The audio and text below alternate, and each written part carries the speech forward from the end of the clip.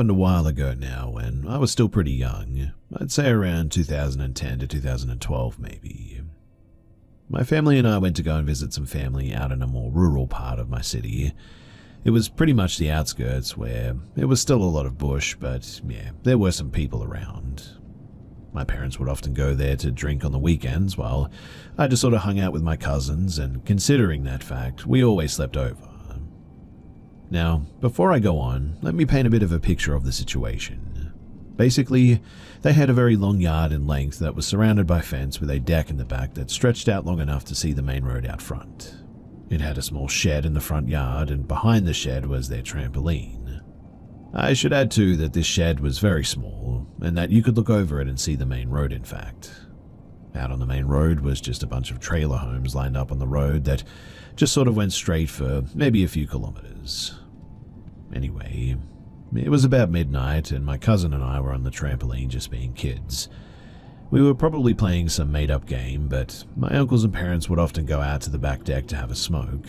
So as usual, we hear them all come out and they're just laughing and being distracted by whatever they're talking about. My uncle hears us being a little loud and was ready to come and tell us to be quiet, but before he could tell us to stop, he goes, "What the heck?" My cousin and I thought that we were in trouble, so we immediately look over to him. He then continues to say, "Who the heck is that? Hey Pat, come and look at this." Pat was my dad. As we're staring at him, we realize that he wasn't looking at us. He was looking off to the main road in the front. My cousin and I, being curious, we look over to the main road as my dad walks over to my uncle. And there was a very old lady with short grey hair, with what looked like to be a hospital gown and blue slippers. She was quite literally just standing there, watching my cousin and I play.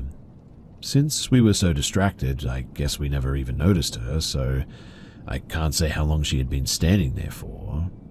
My dad yells, "Hey, who are you?" with my mum and other uncles also coming to look.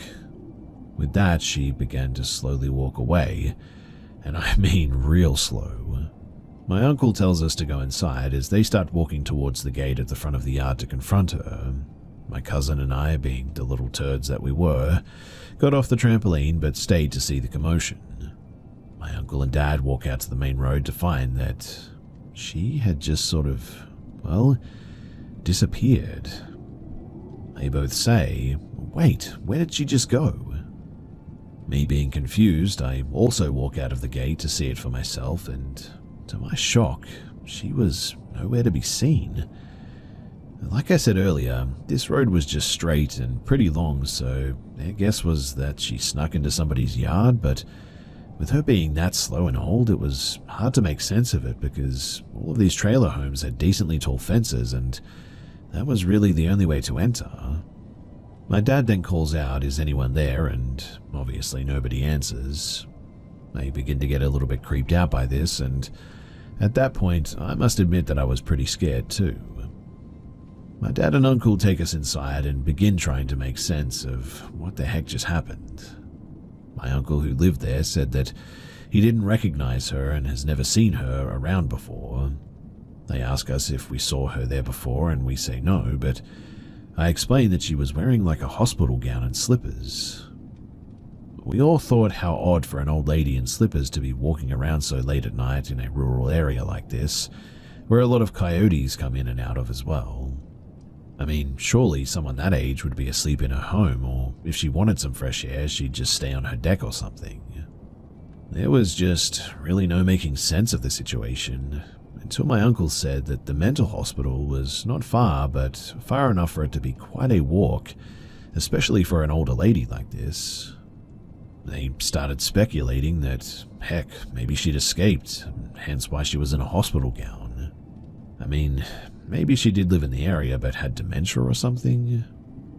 With all of that said, it just still didn't make sense that she just disappeared after not even 60 seconds had gone by. It really creeped my cousin and I out, and we never went out there that late at night again, nor did we ever see her again, thankfully. Everyone I tell this story to also has a hard time making sense of it. So if anyone has any possible explanations or has gone through a similar experience, then please do let me know, because I still often think about this.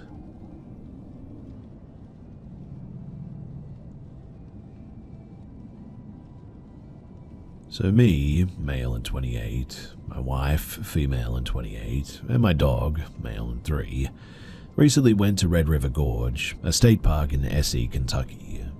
We're certainly no strangers to camping in the park, have been there at least 20 times over the past 8 years. We chose a spot that I've been to 2 or 3 times before. It's worth noting that this site is outside of other dispersed camping areas, and is essentially the only proper spot with car parking along a 2-mile stretch of road.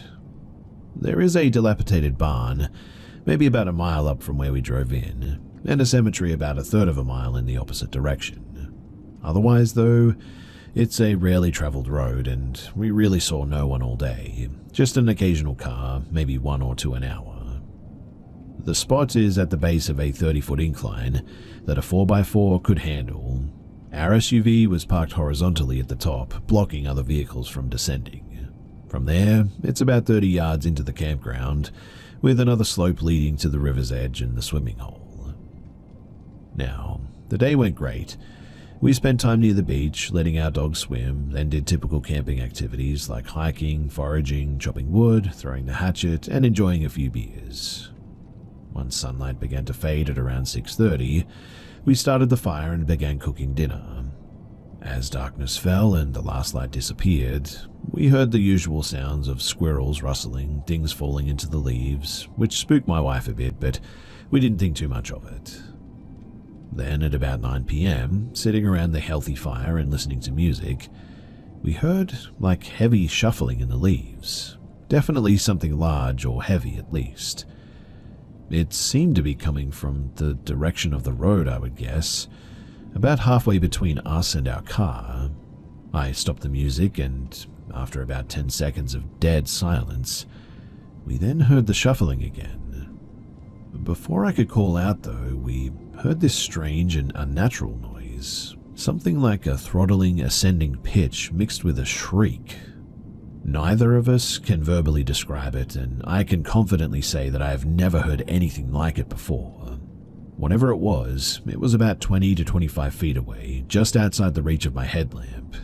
Our dog went absolutely insane too, hair standing on end, barking incessantly into the darkness. He was on a long lead, or I'm sure that he would have taken off after it. My wife and I were frozen. I was holding my hatchet and trying to catch any movement or sound to track. After about 2 to 3 minutes of that, with no further noises, I calmed the dog and we grabbed some essentials and hurried to the car. Our adrenaline was pumping as we discussed coyotes, foxes, or maybe other animals as the possible culprits.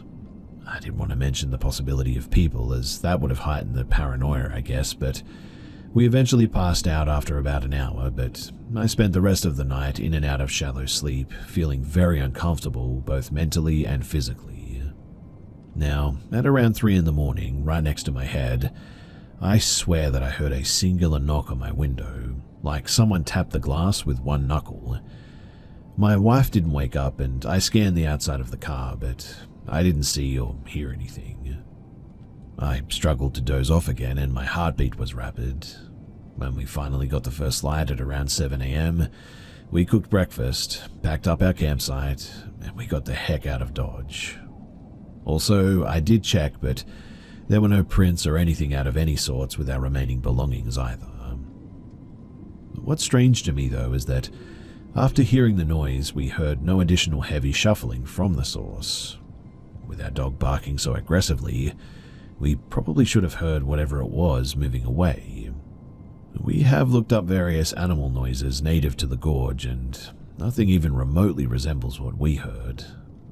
The knock on the window, that was also isolated, and there were no other noises or visible happenings outside the car immediately following that. Lastly, too, I had a thought the day after we left. I remember whistling for our dog after dark, and since we had some scraps to give him near the fire, I called him in. But strangely, immediately I thought I shouldn't have whistled. Up until this trip, I've never been a believer of those sorts of superstitions, but I just like to respect the folklore that I've heard, and I've definitely heard that one. It's weird though that for the first time ever I really thought that, but in hindsight, we're now convinced that I may have invited a Wendigo or a skinwalker to our camp. I certainly won't take those superstitions lightly ever again after this, and I'm sure that this occurrence will affect at least my next few overnights in those woods.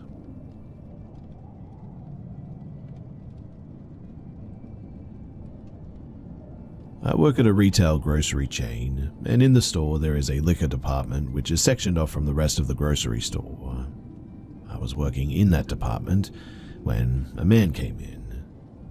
He purchased a few alcohol shots and made conversation with me. Everything was pretty normal until he pulled an axe out of his back pocket. I was completely shocked, to be honest. It seems really odd to say, but seeing this very strange man rambling about how nobody would dare mess with him because of his axe, well, it made me freeze in my spot. He held it out in the open and kept mentioning how sharp the blade was. He cut his receipt in half on the counter in front of me to demonstrate just how sharp the blade was. He was mentioning how it would cut through bone and flesh. I tried not to escalate the situation and didn't really react or say much about the axe. I'm ashamed to say that I was sort of frozen and didn't tell him to put it away or leave or anything.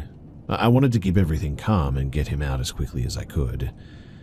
I let my supervisor know immediately once he left. She pulled me aside and asked me to describe the man. A security officer was able to identify the man on camera. My store manager ended up contacting the police.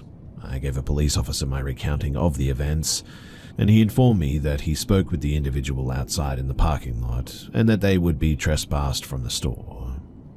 It was incredibly unnerving though, being in that situation, in an isolated area with somebody who seemed to be mentally unstable, holding a huge, very sharp axe.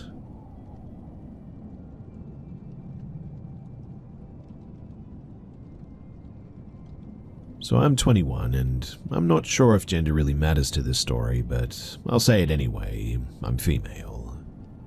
Now, this might sound maybe a tad bit overdramatic, since it's been years since this incident has happened that caused this fear, but I just wanted to get it off my chest as someone who doesn't really talk about it.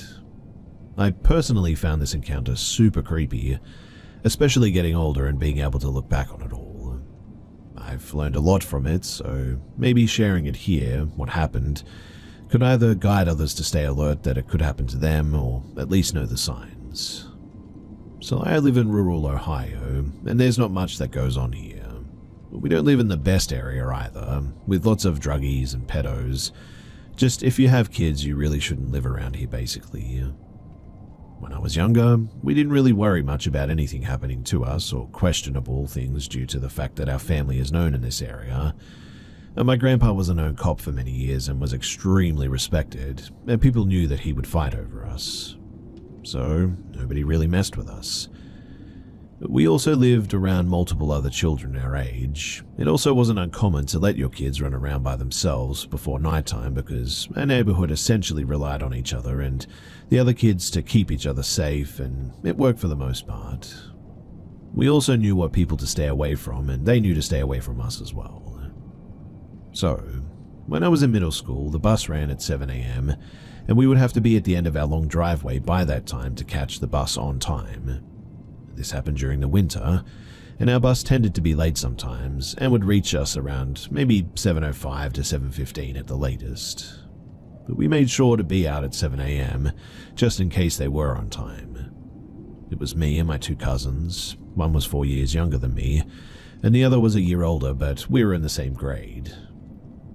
The road is straight where our driveway is, so cars come by multiple times, and you would be able to see if a car was slowing down and such, and they'd see us as well. We were always told to stand by the end of the driveway, and always keep a distance so if a drunk driver or whatever happened to be swerving, that we would be okay for the most part. We were at the age where me and my cousin, who was in the same grade as me, essentially babysat the younger cousin, and we didn't have any adults accompanying us at the end of the driveway anymore. Now, it was super cold that day and the sun was just coming up. We were annoyed because the bus was late while waiting in the cold. I noticed a car was coming, and again, this happened all the time, so it wasn't like I was checking it out or anything. I just noticed it and went back to listening to music on my phone. I hear a loud brake sound though, so I look up and the car is in front of our driveway now, fully stopped. The man in the car was waving his hand toward us to signal us to come closer to him, and of course I refused and was frozen in my spot because this had never happened before. He could tell that we were obviously shaken back by this, and said that he worked for a school but was lost and he just got hired. He named a school that was about an hour away as well. I want to remind you too that it's past 7 a.m. at this point, and I immediately knew that he was lying. It didn't make any sense to me why he would be lost at a job that he said that he'd already got. Plus, it being this late, I'd think that he would probably be at the school by now. What I'm trying to say is that there is no way that he would be lost to the point that he's an hour away from the district and signaling children to his car the way that he did if he was a teacher at all. It also made no sense to me logically how he would be lost from a job that he obviously had to go to in order to get hired for. This was before Zoom and all those things, I'm pretty sure. So I immediately said that I'm going to go and get an adult, and he clearly panicked at that and said that it wasn't necessary, that he just wanted us to get closer and show him where to go. I pointed straight. I truly don't know the direction to the district, but that was not my main focus, obviously. I told him to go straight and he ignored me. My little cousin was moving towards his car and I grabbed him by his hair and kept him by me. I refused to let go of his head as well. I'm shaking and I'm trying to not show that I'm scared because I don't know what's about to happen. The driveway is a long one as well, and I certainly didn't feel safe turning my back on him. I have my other hand on my phone and I'm shaking, so I'm struggling with gloves on, but I'm able to call my mum and thank God that she answers. She usually would ignore my calls and be on the phone with her boyfriend. The guy then gets out of his car when he sees that I'm on the phone with someone, and I start immediately sobbing and telling my mum that there's a man out here and I think he's going to hurt us. She comes out running, and the second that she gets closer and he sees her, he bolts back to his car and dashes away. And that's when I noticed another car that was around the corner of the road also dashed away as well. Looking back on this thing, it's even more scary since if it was just someone who needed to get past said car that was in the middle of the road by our driveway, they would have just either honked or gone on the other lane to pass them. They definitely also saw the entire thing, and they also didn't get out of their car to help us or anything. So it makes me think that they were also in on this entire situation. I was forced to go to school that day, and my mum calls the cops, and when I get home, I found out even more horrible news that just made me realize my gut feeling was absolutely correct.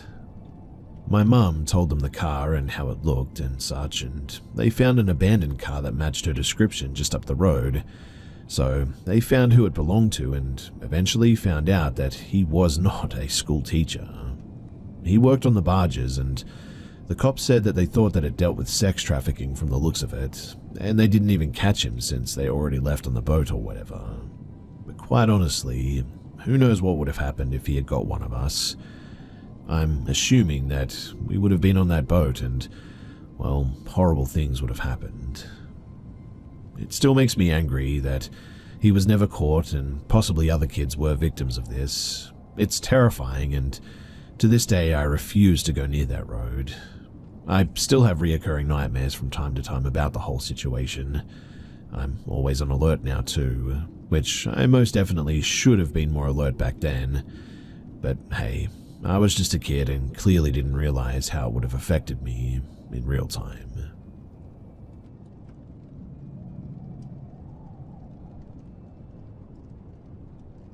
This was a few years ago. I purchased my childhood home with my husband, and the first couple of years, we had a toxic roommate who would put us against each other, and over time, he ended up staying in his room all the time, falling into a depression. He found a boyfriend and eventually moved out. I wasted no time turning the spare room into a guest quarters. I started having horrible insomnia, So to allow my husband to sleep undisturbed, I moved into the guest room. And this is where things got dark. So I finally found a healthy sleeping pattern, and it was working for me and I was getting some real sleep. That's when the nightmares started though. A clown was in the closet, but not just any clown, a demonic, evil, twisted clown. I'm not afraid of clowns in the slightest, but he kept telling me that I was to be his bride and that I needed to kill everyone that I loved in order to bring him fully into this world. And in my nightmares, I would plan with him and agree. I would wake up and the weirdest thing would be that the closet door, which had been closed and latched with an old school hook and eye latch, would be wide open and everything in it disheveled. I feared the ex-roommate's depression had opened a doorway for darkness to enter, as he was in a very vulnerable state when he occupied this room. After weeks and weeks of these nightmares every night, I finally decided to cleanse this room. I opened the front door and burned sage. My husband and I both have indigenous ancestry, so the burning of sage is a cleanse our ancestors held sacred. I started in the attic, making certain the smoke touched even the darkest corners, and cleansed room by room. When I began in the spare room, though, suddenly the light bulb exploded. The doorknobs rattled. I didn't stop. I pushed until I felt the energy finally leave the home. My husband, who was outside with our dog now, knew when it was over. I never said a word because he saw the darkness shoot out the front door allegedly. We've had no issues since then. The nightmare stopped immediately, the closet door remained closed and latched, but I will never forget the hopelessness and darkness that I felt in those dreams, and I guess that I'll never know why it showed itself to me as a clown.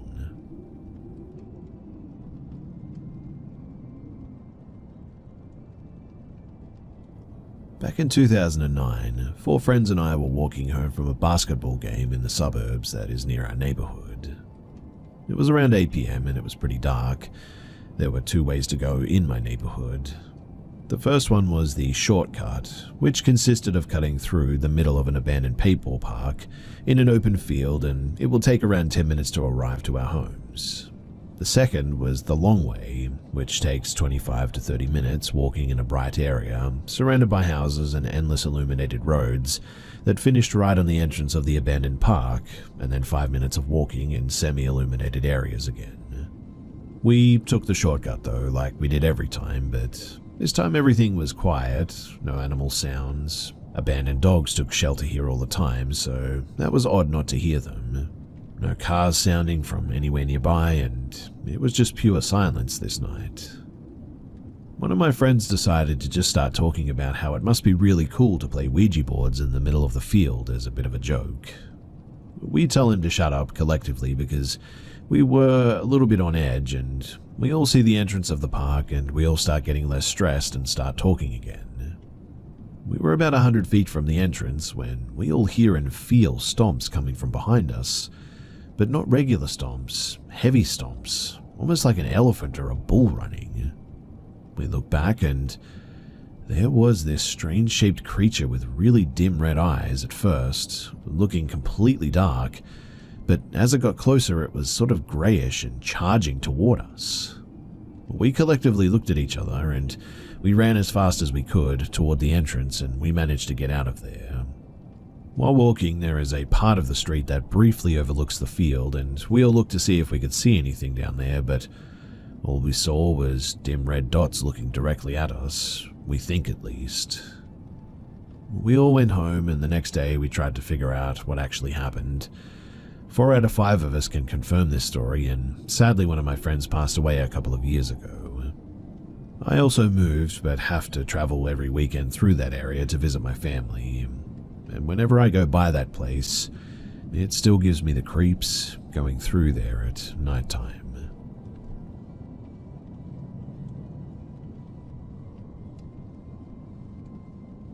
I'm a 20-year-old man from the Philippines, and even though this incident occurred back in 2013, over a decade ago now, I still find myself haunted by it every time that I return to my hometown.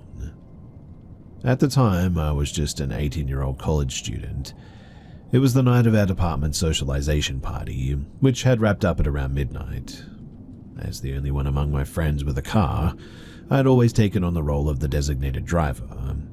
After dropping my friends off at their homes, I was parking in my usual spot, just a few houses away from my own, due to the limited parking in our area. I was about to exit the car when I noticed a girl standing near the entrance of the alleyway leading to my house and several others, wearing a shirt with our department's logo. I assumed that she had just walked back from the party. In front of her, a man in his late 20s, clad in a hoodie, stood ominously, seemingly blocking her path. The girl, she immediately locked eyes with me, and I recognized her expression. It was a silent plea for help. Instinct kicked in. I grabbed my bag and stepped out of the car. The man, noticing my presence, began to walk into the alleyway. When I reached the girl, he had thankfully vanished from sight. It felt as though whatever threatening situation had occurred moments before, that now it was over and I was tempted to walk away. But then I caught sight of the strange man again. He was leaning against the wall of a nearby house, his gaze fixed on me. A chill ran down my spine, and just then the girl called out from behind me. Her voice trembled with fear, and I saw her approach, visibly shaken. "Can you walk with me to my apartment at the end of the alleyway?" she asked, explaining that the man had been silently blocking her way. I glanced back at the man. He appeared intoxicated, perhaps drunk or maybe even on drugs. We began to walk. Our breaths shallowed as we passed by him. After putting some distance between us, I glanced back, and to my horror, he was now following us. We had already passed my house at that point, but I couldn't leave this girl to face him alone. As fear coursed through me, she suddenly broke into a full sprint, and I had no choice but to keep pace with her. We reached the gate to her apartment, and she hastily swung it open, slamming it shut behind us. We then dashed into the building where a second gate stood, this one smaller, likely designed to keep pets from escaping. She opened it, and we slipped through just as the sound of the man approaching the first gate reached our ears. We bolted up the stairs, making our way to the third floor. Breathless, the girl knocked urgently but softly at her apartment door, and after what felt like an eternity, it swung open, revealing her friends, a guy and a girl around her age. They looked bewildered but quickly locked the door behind us and led us into the bedroom. They turned off the lights, and we all just sort of sat there silently with our hearts pounding. The girl suddenly broke down in tears, recounting the terrifying events to her friends. She revealed that the man had been following her for at least 10 to 15 minutes, and she expressed relief at having seen me. Unsure of what to do next, I called my aunt, who was staying at our house that night. Thankfully, she answered swiftly. I urged her to call the police, and at this time we could now hear the man pacing around the apartment, seemingly looking for us. He was mumbling something that we couldn't quite hear well from the other side of the door. A few minutes later, my phone rang with an unknown number. It was my uncle, who was a policeman, reassuring me that help was on the way. What felt like hours dragged on, and eventually the police did arrive. My uncle instructed me via phone to come downstairs and recount the ordeal to the officers. They informed us that they had seen the man wandering around the gate and eventually into the far end of the alleyway. Once the police had finished their inquiries, they allowed me to go home. I recounted the entire story to my aunt, who urged me to go get some rest. Despite my exhaustion, sleep eluded me as my mind raced with thoughts of the strange man. I mean, what if he had caught up to us, armed with a knife or some weapon? I fought to dispel the terrifying images racing through my mind, but I just couldn't shake the feeling that he might be watching me in the dark, a knife glinting menacingly in his hand.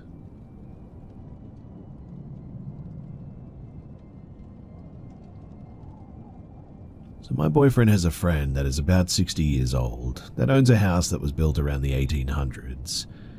The house is in the middle of nowhere, secluded from any other houses for miles. It's the only house in the area surrounded by trees, and to add on to the uncomfortable environment, the house does not have a streetlight since it was built in the 1800s. My boyfriend was told by the lady that she would pay him to watch her house for like 8 months. She was going to Mexico for the winter because she doesn't like the winter very much, so she often goes there and stays with her friends. She said that she would pay him double if he actually stayed in the house. He agreed because he didn't really have much money to begin with, and he had already worked for her, so why not? I was pretty excited too because the lady also made a point that I could stay as well, and I really was eager to get out of my parents' house during the weekends. Those were the only times that I could stay over.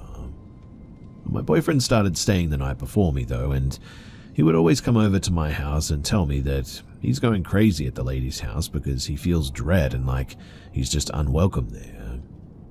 I, knowing my boyfriend, thought that this was one of his overreactions. He has them in certain situations that he's not familiar with.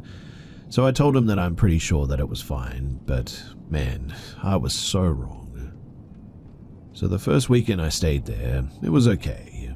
I felt a bit off, I guess, but my boyfriend insisted that we check the whole house top to bottom because he felt as though someone was in the house. I didn't think so, but I said okay in the end. So we started checking the house and we checked every room top to bottom, even the basement that was more like a dungeon to be honest. And there was nothing. So I told him that there was nothing and to just let it go and to just go to bed. We went into the bedroom and he locked the door and put his knife under his pillow. I didn't ask why in the end because I thought that I knew, and we just went to bed. The next day we packed and we went to town to get some groceries for during the week so that he didn't have to pay for Wendy's for lunch during his shift. We made it back to the house and it was almost pitch black darkness at this stage. We went around to the back and opened the back door, stepped into the house, closed the door and walked a few inches away from the door. And that was when the doorknob started turning, as if someone was turning it from the outside. But I can assure you that there was nobody there. We bolted out of the house and we had gone to his parents' house to explain the situation, and his mum gave us a silver necklace. But yes, unfortunately, we had to return a few days later, and this time it was worse. We had arrived when it was dark, and my boyfriend quickly ran to the back and unlocked the door so that he could open up the front sliding door. I had grabbed my stuff and realized that I'd forgotten my phone, so I walked back out the sliding door and suddenly it just smelled like rotten eggs, and it wasn't the septic or anything rotten like that. My boyfriend even came to see what I was concerned about and smelled it. I retrieved my phone, went back inside, and I went to the bathroom. And it was then that I heard something fall in the kitchen. I ran out after I used the restroom and I asked my boyfriend what happened, and he said that things started falling off the wall in the kitchen. The lady had these like bird sculptures on the wall and a couple of them had broken. We eventually did fix them, but we then slept in the truck after that. Now, the next week we came back to the house and it was 85 degrees in the house, when usually we'd have to wear coats because the lady likes it somewhat cold in there, and it also saves on electricity and all that. We for sure know that we didn't do it, and the lady's other friend hadn't been in the house that week, and also she would never touch the thermostat ever, so we were kind of confused by the temperature. Then we found out that all of the doors were closed. It's not odd for the doors being closed per se, because the lady likes the door closed. Well, all except one during the winter, the laundry in the pantry room, because her pipes would freeze if we didn't keep the door open. But it was closed and there had been nobody in that home, and we certainly didn't close it too. The next day, my boyfriend was changing his oil and I had to use the restroom, and it was then that the doorknob started turning, and I honestly thought that it was my boyfriend, but no, he was outside the whole time. Then when I opened the door, the basement started creaking open. And yes, the basement does have wind drafts, but hear me out, because the whole house except for the kitchen has this thick carpet, so it would have been impossible for the door to creep open against the carpet with small airflow like that. The following week though, we felt as if we were more in danger than previously. We got so uncomfortable that we had to stop going there in the end, and My boyfriend the previous weeks had already stopped staying there alone after the first incident of the doorknob turning. It was nearly impossible to stay there, even when we constantly came back, but we wanted to watch her house, and it wasn't just for the money, but for the lady too. We eventually actually heard that the lady had an experience where she woke up for work early in the morning. It was dark and she went out to start her car, and she was in the car when she heard something knock on her car window. Apparently she went out and looked around, but she didn't find anyone. May I remind you too that her house is literally in the middle of nowhere, miles away from any other home, so why and how would anyone be knocking on her car window in the pitch darkness in the very early morning like that? She doesn't believe in the paranormal, but she has definitely had weird things going on in that home, and she admits it. Anyway, I just wanted to share these experiences of the most haunted house that I've certainly ever stayed at.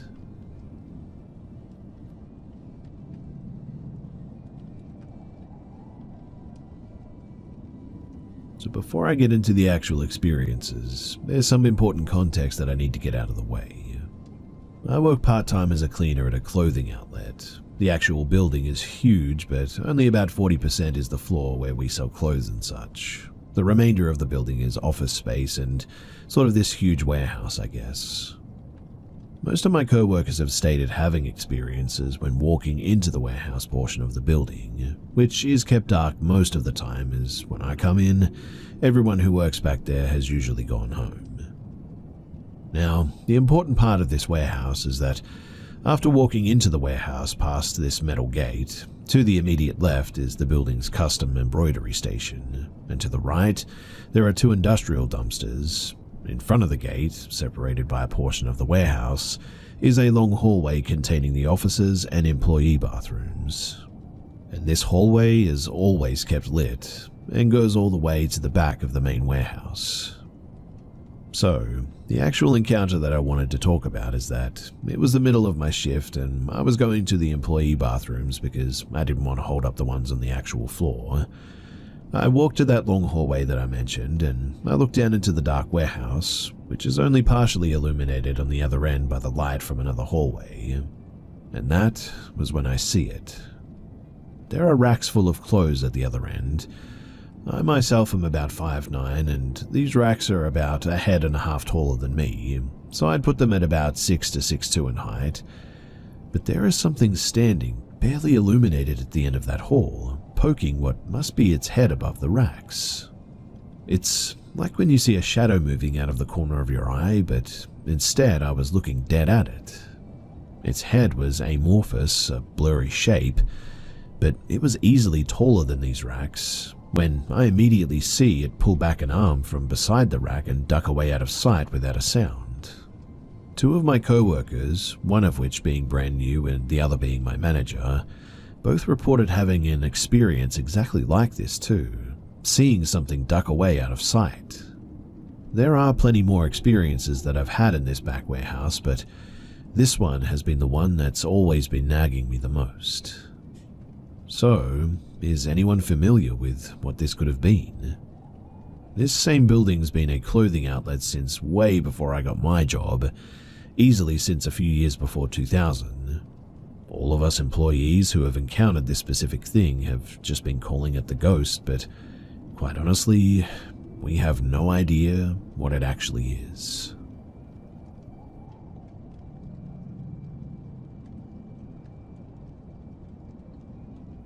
For some background, I live in the Southern California area.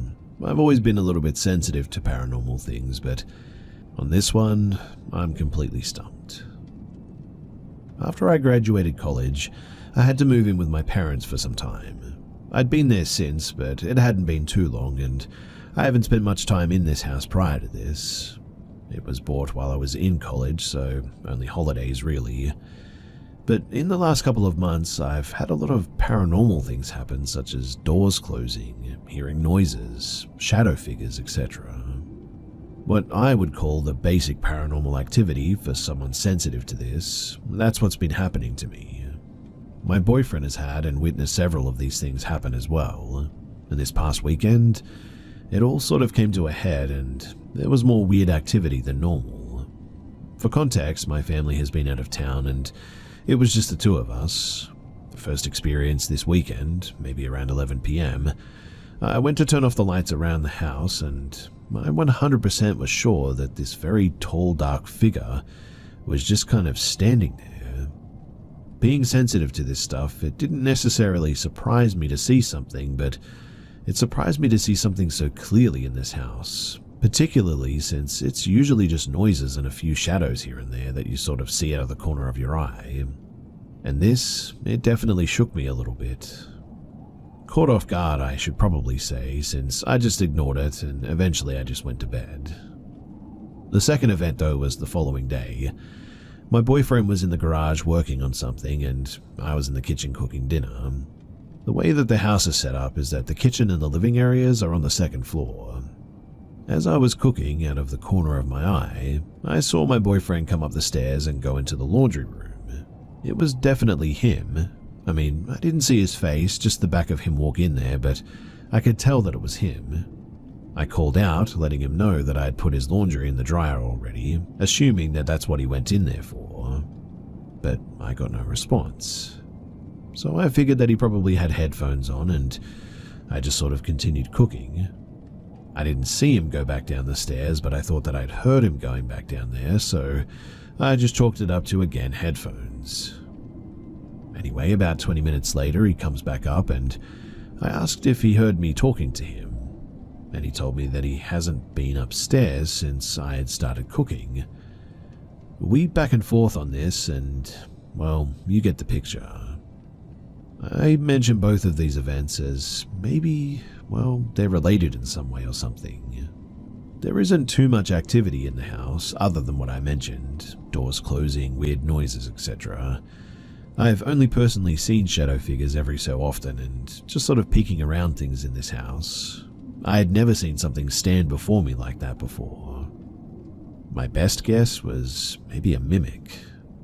I don't know much about those in particular, but all of this just seems a little bigger than what I had experienced in this house before. I'm wondering if maybe someone has some insight about, well, what could possibly be going on here, why all of a sudden, why it's ramping up seemingly, and also if there's anything that I can do about it.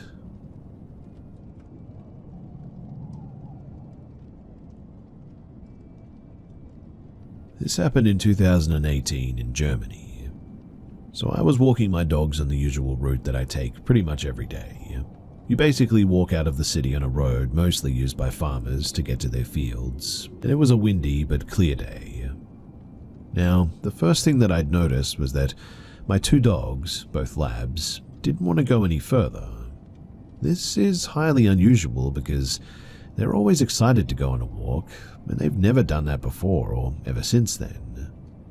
The second thing that I noticed was that there was this weird sort of, I don't know, like a low frequency humming, which sounded like it came from the sky almost. It pretty much sounded like a really loud, low flying aeroplane, so I scanned the sky, but I didn't see anything. Yes, it was weird, especially in combination with the behavior of my dogs, but I didn't really give it too much thought, and I tried to get my dogs to just keep going, but they persisted and started whining even. Now I started to worry a bit, so I looked around the area to see what could have possibly frightened them so much. That's when I saw this strange object standing in a field about maybe 15 meters off the side of the road. This field usually has horses in them, so it's surrounded by an electric fence. However, on this day there were no horses there, and this strange feeling of dread or primal fear suddenly filled my body completely when I stared at this object, maybe because it didn't look like anything that I'd ever seen before. I felt like I was stuck on the road and I just couldn't move. I noticed now that this object, which I firstly believed to be some sort of a machine because of its silver or chrome color, had vague human-like features. It had 4 limbs, all ending in sharp edges. They had some sort of black material or liquid on them as if it had dipped them in oil. Its head also had clear edges, It looked very unorganic, I guess, like it was constructed. It looked directly at me and I could see that it was sort of blinking permanently. Its nose and mouth looked more like openings in its head.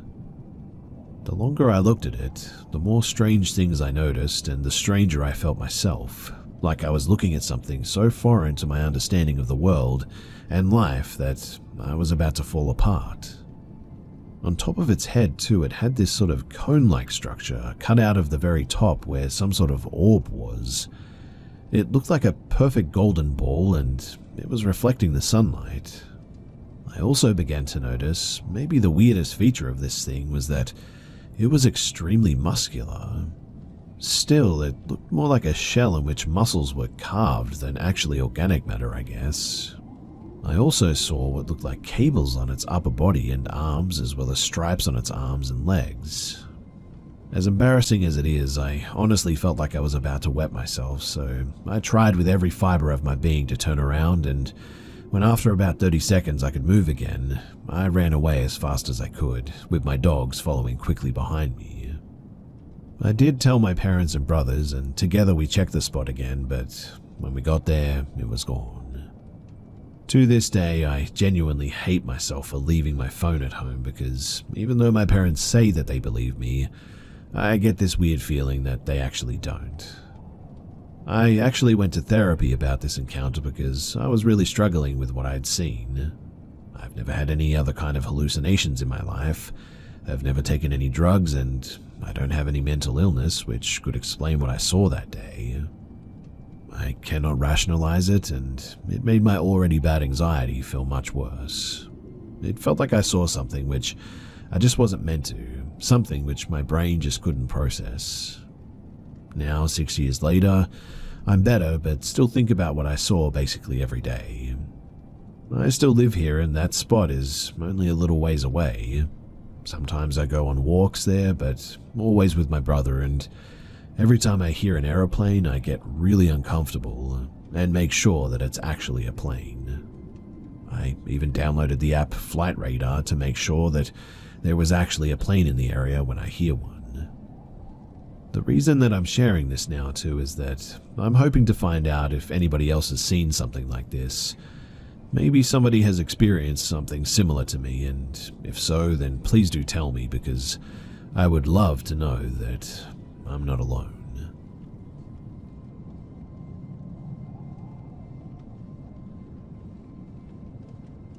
Back in 2018, I had a part-time job up in Silver Spring. I didn't have a car, so I'd have to use 2 buses to get to downtown Silver Spring. The commute was maybe about an hour each way, and I worked nights, so on weekends, I'd get out especially late, around 11:30 p.m. or so. The buses stopped running around midnight, so I'd usually manage to catch the first one, but if I was unlucky, I'd have to walk home from the second station. The second station was Shady Grove Metro, which wasn't too bad since it was up the road from my neighborhood, a 1.5 mile walk. The sidewalk ran alongside a usually busy intersection and highway, but at this hour, it was dead quiet. I was 18 at the time, and I always had my headphones in, completely unafraid of my surroundings.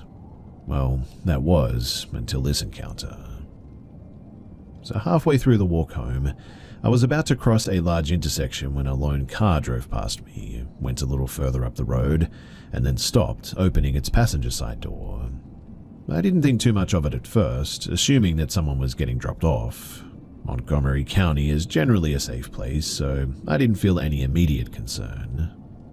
But as I kept walking, I noticed something odd.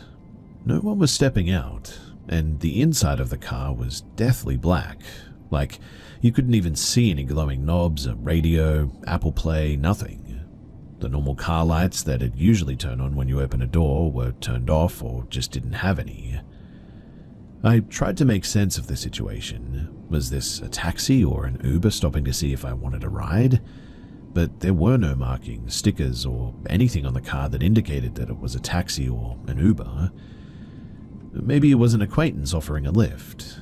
I knew various people around the neighborhood, but I didn't recognize this car, and no one was calling out to me or anything. Finally, I started feeling a bit sketched out, so I stopped walking, quickly glanced behind me to make sure that nobody was sneaking up on me, and then looked back at the car. It dawned on me that I could easily be snatched up and kidnapped here without a single witness at this stage. It was 12:30 at night on a dead silent highway intersection, so my fight or flight instinct suddenly kicked in. I puffed out my chest and tried to look intimidating, hoping that would deter whoever was in the car. A tense minute passed with no movement from me and no sign of life from the car. Then, finally, the passenger door shut and the car drove off into the night. I walked the rest of the way home with my headphones out, more aware of my surroundings than ever before. I was only 18 then and I'm 25 now, but I still think about that encounter to this day. Was this a potential kidnapper, a human trafficker, or a murderer or something? Or could it have been something even stranger, like a paranormal encounter or something? I guess I'll probably never know, but that night made me feel extremely uneasy, and it's something that I'll never forget.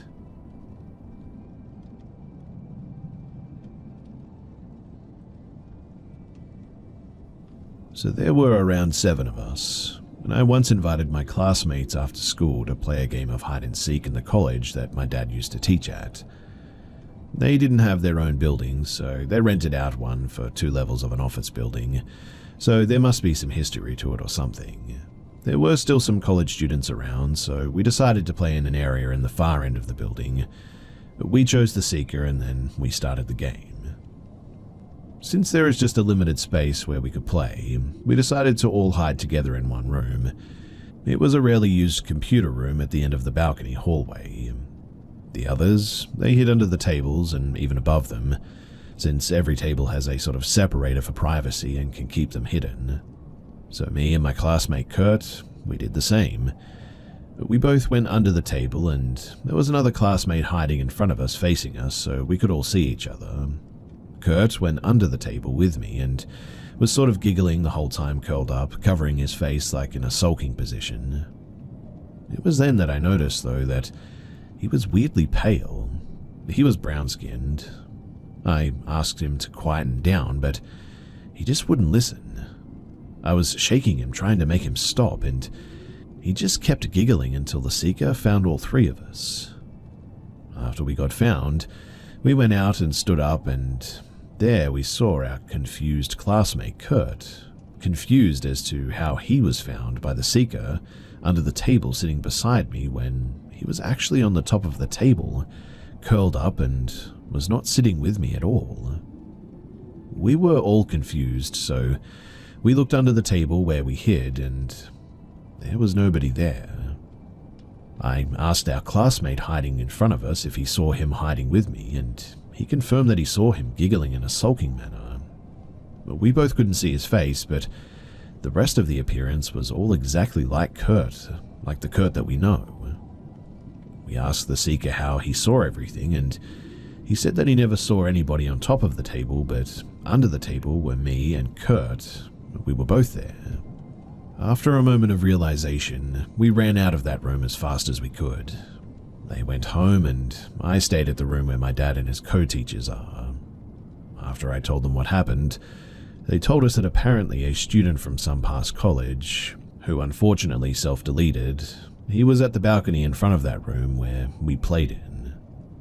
This was the closest encounter that I've had with anything paranormal before. I've had a few more, I think at least, and I always couldn't see their faces, which, I don't know, is probably better, I guess.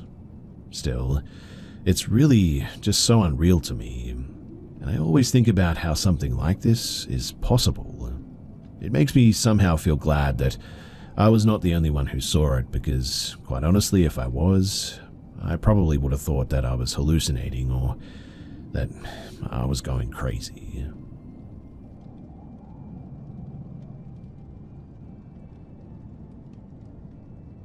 When I was younger, we moved into a really old house. The property, it had history. There used to be a different house on the top of it even, but some kind of drug lab that had been set up in the basement of the house, apparently it exploded. That's based on what the landlord told us anyway. I'm not 100% sure if it's even true. But a lot of weird things happened in that house. The earliest memory that I had was I was laying in bed one night. I must have been around 11 or 12, and I felt something start to push on the bottom of my mattress, to the point that I felt the mattress lift off the metal bed frame it was on before it just suddenly dropped. I jumped out of bed and immediately went and got my mum. She checked and there was nothing there. Said I was imagining it, and she just sent me back to bed. A few weeks later, I remembered my sister talking about an old lady in our room. I asked her what she was talking about, and she said at night there was an old lady who sat in the chair in our room and talked to us. I never personally saw it, but I did believe her. My little brother's room was the worst of them all, though. He said that he constantly heard things at night and that his toys would even move. I was the only one who believed him for a while, but one night his Elmo doll that made noise just wouldn't stop going off. So we took the batteries out and it stopped for a while, but in the middle of the night it started right up again. I was the first one to be able to hear it through the wall, and so I went in there. He was freaking out, crying on his bed, and sure enough, in the middle of his floor, the Elmo doll that we took the batteries out of was on and playing music. The third and final experience that I had in this house, it was the one that solidified the thought that it was haunted, and was one night when I woke up. I heard something in our walk-in closet. I looked up and I just see a little boy carrying a blanket walking out of the closet. His face wasn't very clear, but he didn't seem to acknowledge me really. He walked to the edge of my sister's bed, sat down, and that's all I really remember. I think I either must have fallen back to sleep after that, or maybe passed out or something. But I thought about this for a long time. We moved apartments a lot, and I constantly remembered hearing things, feeling like I was getting random little touches. I remember one day I was sitting in my room in one of our old apartments, and clear as day I hear a little girl's voice saying hi behind me. When I turned around, there was no one and nothing there. I remember hearing multiple times my mum's voice and her calling for me when she wasn't even home. One day I had a dream, and a sudden black figure is the best way to describe it, appeared in it, and it woke me up immediately, and when I opened my eyes, there it was, right next to my bed. I sat up and practically screamed, but when I blinked, it was gone. No one else in my house seemed to experience these things, only ever me, but even then, when I was in my room at night, every time I turned the lights off, I always just felt watched. I think the most recent one, though, was I was sitting in my living room one night playing games at around 2 a.m. To be fair, it was pretty dark in the room, but I looked over and just around the corner, I swear that I saw something move in the shadows. I ignored it at first because I knew that I could just be a little paranoid sometimes. But the second time, it was for sure moving. A tall shadow figure, almost reaching the ceiling, kind of leaned out of the shadowy corner and waved at me. Once again, the room is dark, so I can barely see this, but I literally sat there and stared because I thought that my eyes were playing tricks on me. But then I saw it move so clearly. My heart dropped out of my chest, and I jumped up to my feet quickly, turned on every light that I could, and I just was in panic, I guess. I told my mum and asked her if she had gotten up at all that night, and she told me no and just kind of rolled her eyes at me like she always does, told me that I was being paranoid and to go to sleep. But I feel like either all of this is real or maybe it's just paranoia or something. But the weird thing is that I just moved about 5 hours from the area that I grew up in, and when I did, it all just seems to have stopped. I don't feel watched anymore, I'm not having any weird dreams, no slamming doors, voices, or seeing figures. It all just stopped. I really don't know what it is, but I should probably mention that I've seen plenty of psychiatrists through the years. This isn't a mental thing at all, and I have anxiety, but literally that's it. For a long time, schizophrenia seemed like maybe a reason for some of this, but trust me, it's definitely been ruled out. In fact, it's been ruled out many times. But to note as well, during this time I did have a lot of mental health issues surrounding depression, I suppose. Since I was 12, I've been known to have sort of random extreme bouts of depression that have led me to being hospitalized at least 3 times. And I do think that my mental issues are somehow related to some of my experiences, but certainly not all of them. Again, I have no idea what these things are or what's going on, but I just thought that I should share this.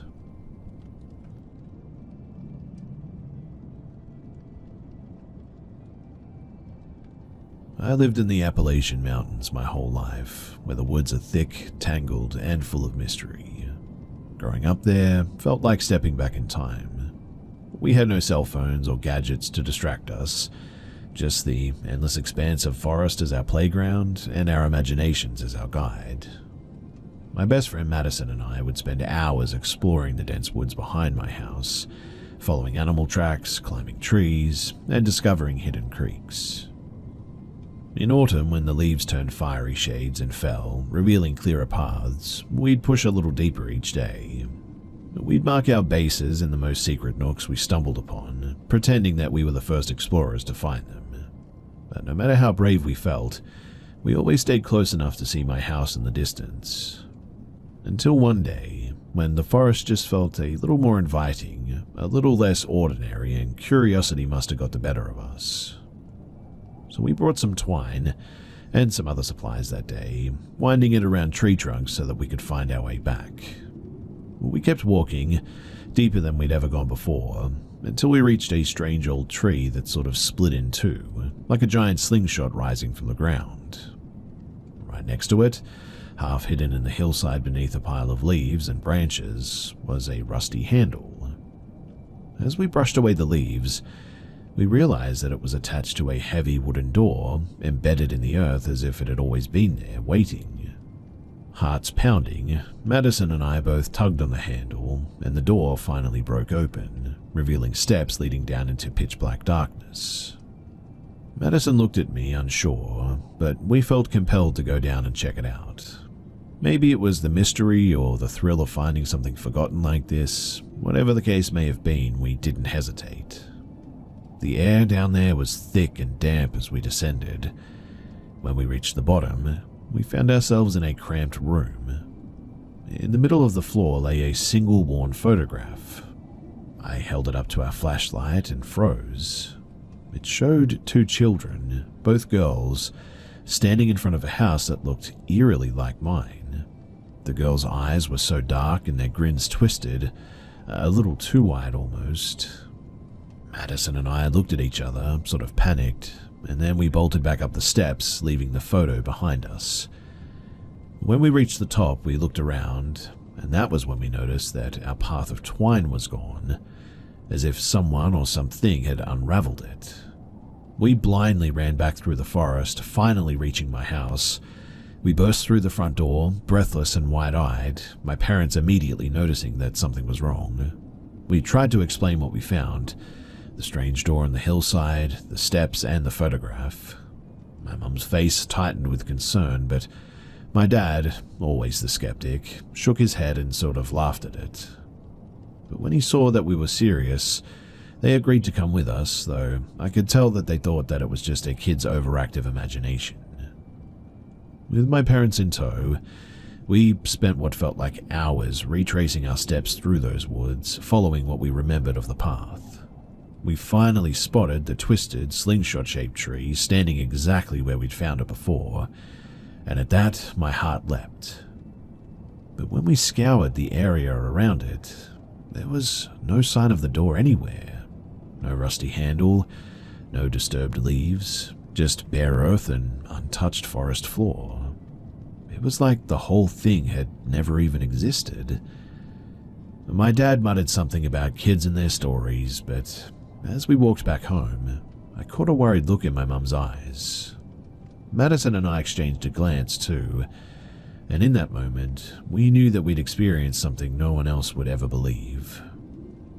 Even now, 15 years later, Madison and I can't shake the memory of that day.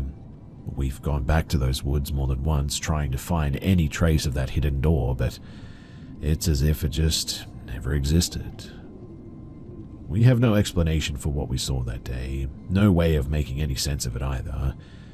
Every time I visit home and glance up at the woods, a chill always creeps up my spine, and I almost expect to see the door just waiting there, half buried and forgotten, just as we left it. And no matter how hard I've tried to forget it, I can still see that eerie photo in my mind. The eyes, the strange grin, like it's burned into my memory.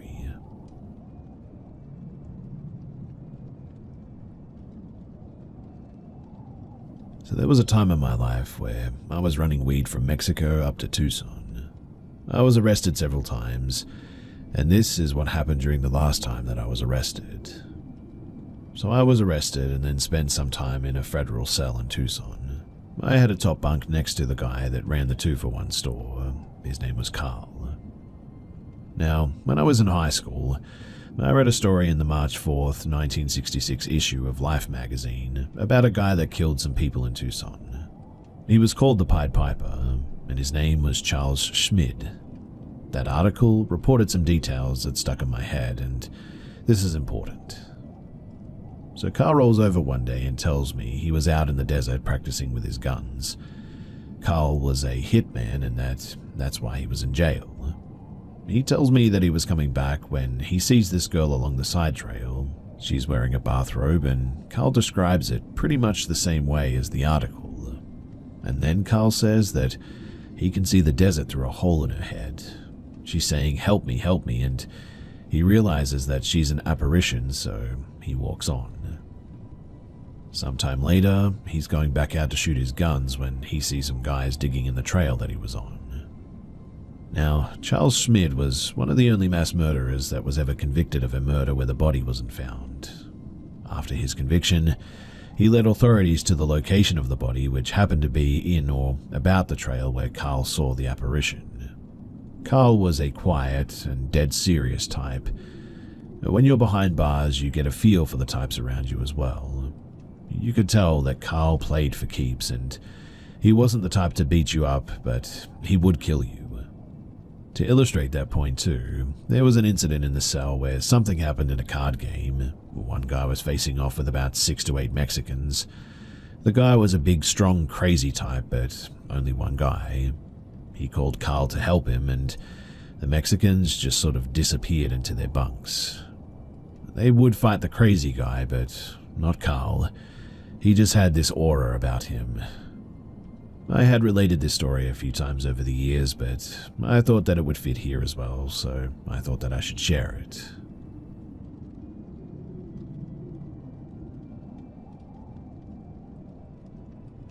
My old house in Lakemore, it was a decent house. Well, all except for the basement.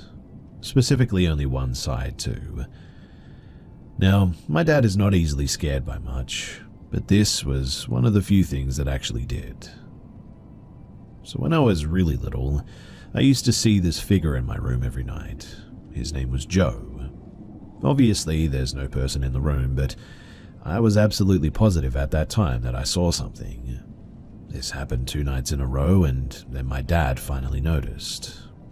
He would start asking me questions about the figure. Joe, he would ask, is Joe nice? Yeah, I would say. What does Joe do? He sings to me. What is he singing? You are my sunshine. Does Joe like Mummy? Yeah. Does Joe like Daddy? Silence. More silence, and Joe doesn't like Daddy. Does Joe want to hurt Daddy? More silence. A light headshake of yes. Don't worry, Joe won't hurt Daddy. Now later that night, my mum and dad discussed this issue that went on for weeks. They thought about taking me to a doctor, but that wouldn't help anything really. It went away for about a week anyways, but then one night, at like 2:30 in the morning, I came sprinting out of my room hyperventilating, saying, I see somebody, over and over again. My dad's thoughts at the time were, what the heck? That night I say, Daddy, Joe is walking to you. My dad then turns to my mum. He mouthed, "What the heck," silently. After that, nothing really happened, and they just took me back to bed. So skip forward ahead, summer of 2015. We are now moving out after that stuff, and my dad is cleaning, when the TV turns on out of nowhere. The remote is in the kitchen, and my mum was outside mowing the lawn, but it turns off by itself as well. On and off again, and now it turns back on, and so does the PlayStation. Then they both turn off. We stood there watching this and were just dumbfounded by what we saw. Once we moved out, my dad stayed in the house by himself for about a year. He came home from work for lunch one day, and he sits at the top of the basement stairs, and he starts playing guitar and singing a bit. He then hears a little girl's voice harmonizing with him. He stops and nothing. He plays again and it happens again. Then he stops and it stops too, and later that day he tries again after work, but it never happens again. 2 months later, he's in the kitchen making oatmeal and he feels a distinct tap on his shoulder. He turns around startled and there's nothing. He continues to make food and he feels a slight tug on his shirt. Now he's freaked out and jerks around, but there's nothing. Then he hears a super faint whisper, "Mario." Mind you, Mario is my dad's name. And upon hearing that, he quickly scurried out of there. Later that day, he's doing the laundry in the basement and the light on the other side of the room turns off. He pretty much says heck no to that and runs upstairs. He had a dream that night of a house in the 1800s in the same house that he lived in. There was a young girl named Ernie, short for Ernstella. Her dad would often take her to the basement to whip her if she misbehaved. In the dream, one time she was beat to death. Then as the dream started to end, he heard whispers saying, help me," over and over again. The next day, he calls his friend, who just so happens to be a certified ghost hunter. He got an EVP mic set up and gave it to my dad to borrow. He didn't set it up for a few weeks, but once he heard random bangs in the basement, he knew that something was up, so he finally set it up, and the next day, he finds a loud growling noise in the recording. He then went downstairs behind the stairs to find a boarded-off area, sort of made of drywall. He unscrewed it all, and when he took it down, a whoosh of cold air hit him really fast, he says. Then the hairs on the back of his neck stood up, and he ran up those stairs the fastest that he'd ever run. His friend told him to board it up and to never go down there again. He did this, but he first shined a flashlight in there.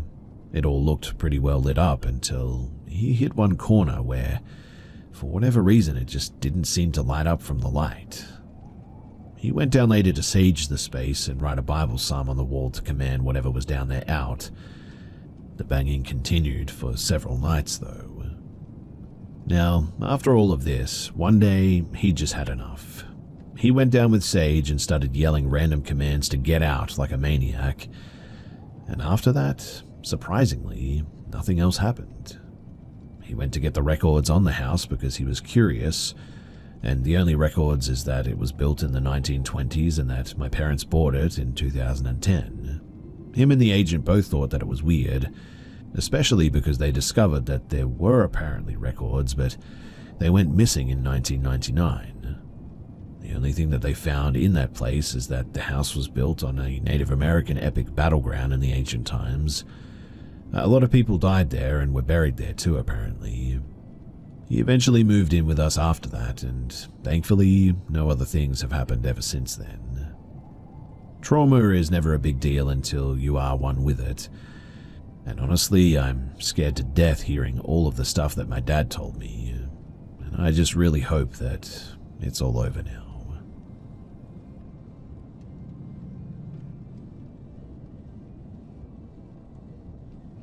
So I'm not really a believer of the paranormal or anything. I've always found it interesting, I'll admit, but I've always been skeptical. Well, at least until after last night. And now I'm really not sure what to believe. This story happened on November 3rd at around 4:30 a.m. So I had just gotten out of a relationship with my ex. For the sake of keeping her anonymous, I'm going to call her V. Now, V and I were in a relationship for a year and a half before we had mutually agreed to end things. Still wanting to be there for each other though, we both agreed that we'd still want to be friends. Now, on November 3rd, we planned on hanging out at the beach, so that's what we did. We went to the beach and we had some fun. Freshly broken up, feelings were still there obviously. I'd be lying if I said that we didn't kiss or hug or anything like that. But after the beach, I dropped V off at home and I went home myself. We called and texted full of excitement because of our day of being with each other again. Then I tried to be funny and I made a bit of a joke about how I should sneak over to V's later that night and we'd go for a night walk. Stupid teenager things, I know, but anyway, that's really what happened in the end. She didn't fully know that I would show up, but she knew that I was serious about it. So I took an Uber at around 2 in the morning and I showed up. I snuck over to her window and woke her up. Confused and tired, V agreed to come on a night walk with me. We began walking and we talked a bit. Of course, there was still some underlying feelings between us because we had started talking about it. And as we continued walking, I turned down the street that led to the park, hoping that we could just sit and talk for a bit. But V suddenly froze. She told me that it was a bad idea to go to the park and that she had a weird feeling about it. So we just continued to walk around her neighborhood instead. V and I got back to her house, and by that time we had gotten into an argument. Well, not an argument, I guess, but more so we were talking about how maybe being friends isn't healthy for us right now. We stood outside and poured our hearts out, both hurting and in pain. And it was around this time that we started hearing things, like footsteps. Ignoring it, we continued to talk, but the more we talked, the more we started feeling hurt and vulnerable, I guess, and the more the noises started getting louder too. We began to hear footsteps from all directions, movement seen from the corner of our eyes. Suddenly, V stops. She slowly walks to me and whispers, "I think someone is out here with us." Then we heard something move, like the crunch of a leaf. We jolted and looked around, but there was nothing. Now, it's this next part that it still freaks me out. So after hearing that sound, we began to hear this noise, like music. But it wasn't music, really. I mean, maybe it could have been, but in a different language, in a different genre that I'd never heard of. But it wasn't really music. It sounded more like an imitation of it, I guess. I turned to V, and the look on her face was full of fear. She hugged me, and this feeling was like nothing I'd ever felt before. Just absolute dread, and it was sickening right down to my stomach. V let go, and we both knew what we had to do. She ran back to the side of her house, where her window is, and I followed.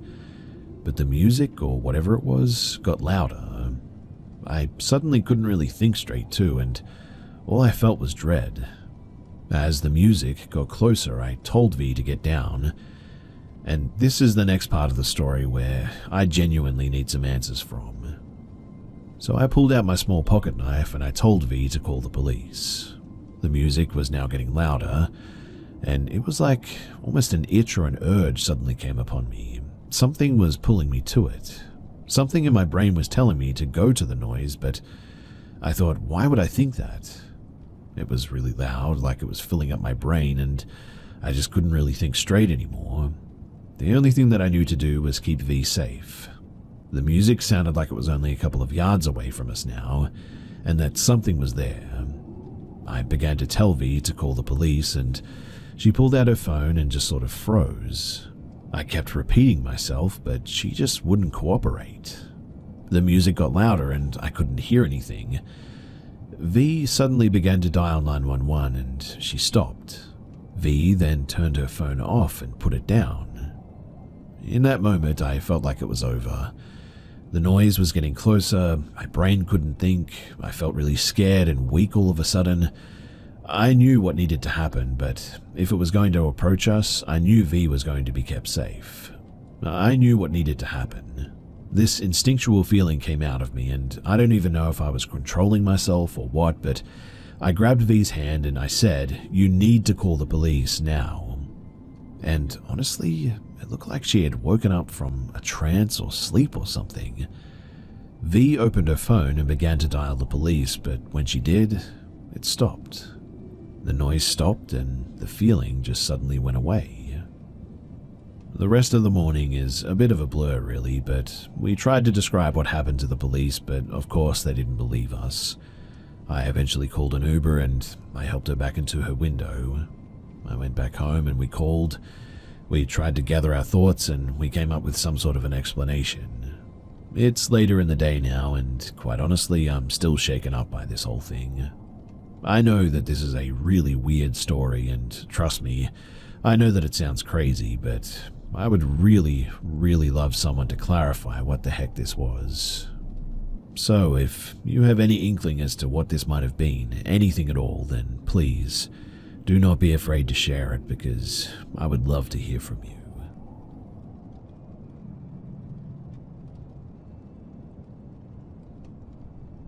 So a few years ago, I was on vacation to a Disto Island, SC, with my family. Mum, grandma, uncle, husband, and 2 of my young kids. On day 5, I noticed that my storage was full on my phone when I went to take beach pics, so I checked and found a 23-minute long video, 23 minutes and 17 seconds to be exact, of me sleeping in the bed. After watching it a couple of times, honestly, I was half scared to death.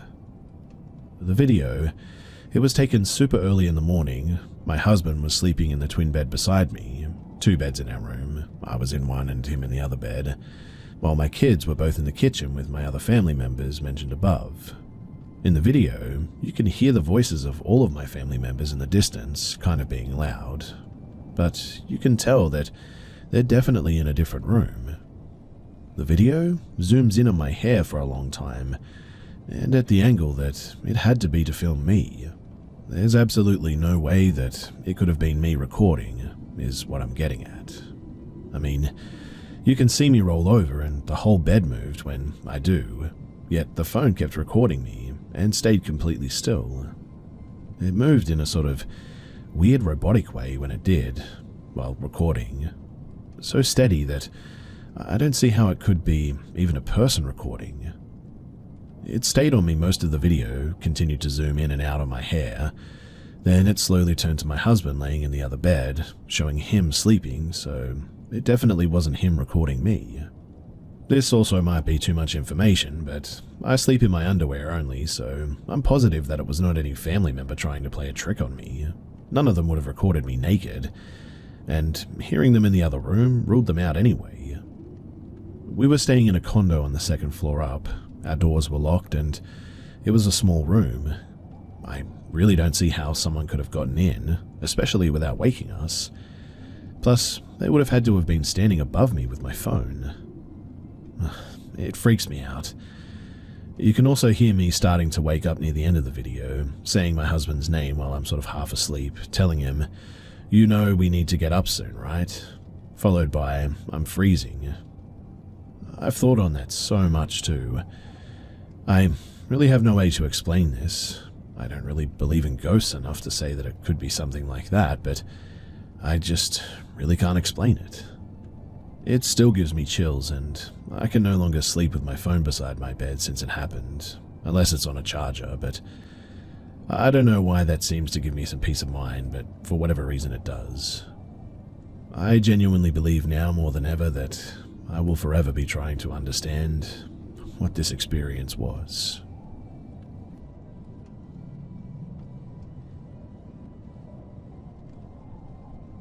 I don't really know what information to give here, but for some background knowledge, I'm 17, male. The friend that I'm about to mention is also 17 and male, and his name is Chuck. So I fully believe in the paranormal, and I've had my fair share of encounters with spirits, but there's a specific, entity I guess you would call it, that I've seen throughout the past 3 years, I want to say. It's like a misshaped person with greyish skin, and a kind of big round head with not much facial details, human eyes and not much of a nose, as well as kind of sort of an imprint of a mouth, I guess you could say. This thing has long weird fingers though, and most of the time I see it kind of peeking around corners or through doorways. What's kind of the worst part about this though is that it looks kind of flat almost. Like, it looks sort of 2D, but still real, obviously. I live in the upper part of a duplex with just my mum, and one night after she left for work, I swear that this thing was looking around the corner from where the stairs in my house are. They go from my doorway at ground level all the way up to an open doorway leading into a hallway, and there's curtains hung over this doorway. And so this thing has its hands on the wall peering around into the living room where I'm sitting directly in front of it, but about 10 feet away from it, on the couch. And it just sort of sits there for a moment before pulling back and disappearing. I was frozen, and eventually I went to look at the stairs, and there was nothing. The day after that, I went to go and get some soup with Chuck at this popular sandwich place at the kind of halfway point between our houses, and then we went back to his house, and he brought up how he saw the exact same entity that I keep seeing, peeking out from his bathroom door right into his bedroom. He described the thing exactly how I would have described it, and obviously we both got freaked out by this. Mind you, I had never mentioned this to anyone before, so there was no way that he knew about it. I didn't ask how long he'd been seeing this thing, though I assumed that it had been a while. Neither of us knew what it was or why we see it, and quite honestly, we don't even know what to look up, which is why I'm here, because what the heck, right? I asked my mum if she's ever seen that kind of thing, and she said no, not at all, and so if anyone knows even a little bit about what we keep seeing, please do tell me, because I'd really like to try and figure out exactly what this thing is.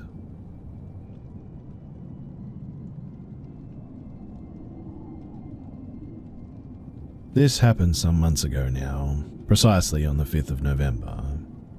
I live in northern Italy, so that was the evening in which the red aurora borealis appeared visible for us.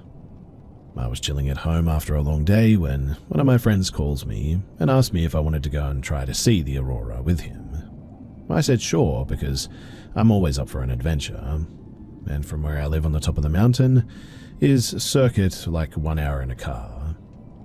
So at about 9:30ish, he comes to get me and we go up. We even see a cute chunky fox while ascending. When we arrive at the top of the mountain, there's a big parking lot there and we get out of the car. It's pretty freezing, the wind is howling. We encountered only one other car on the road and one is parked at a distance from us. Apparently empty or just dark, I guess. We take some pictures. Can't really see the aurora, but just some reddish specks of light here and there. Still pretty magical if you ask me. We can, however, see a beautiful Milky Way, so despite the cold, we just sort of stand there in admiration of the universe above us, chatting lightly. Now, after about 40 minutes to an hour, for some reason I start to feel a bit uneasy. Not really with a reason, but then my friend goes to pee, short distance and remains in sight, and I concentrate on the surroundings. As I'm used to giving credit to my internal voice, I listen to it, and that's when I suddenly start picking up on something. I hear footsteps. Every time the wind goes down, they go silent, but a bit delayed. But despite this, I can clearly distinguish them, as the ice snow crunched under the weight of somebody when the wind picks up in strength. I tell my friend when he comes back. We listen, and he confirms it, as they're getting progressively closer. We made eye contact, decided that we had seen enough of the stars that night, and didn't want to stick around to find out what this was. Calmly walked to the car, locked the doors, and we booked it swiftly down the mountain. We kept checking in on the news the next day regarding robberies, etc., but we never heard anything. I'm still amazed and kind of spooked, I guess, with how sudden a very calm, peaceful, and overall nice night almost resulted in a dangerous encounter, I guess. A biped trying to sneak up on you? A biped trying to sneak up on you like that really doesn't seem friendly.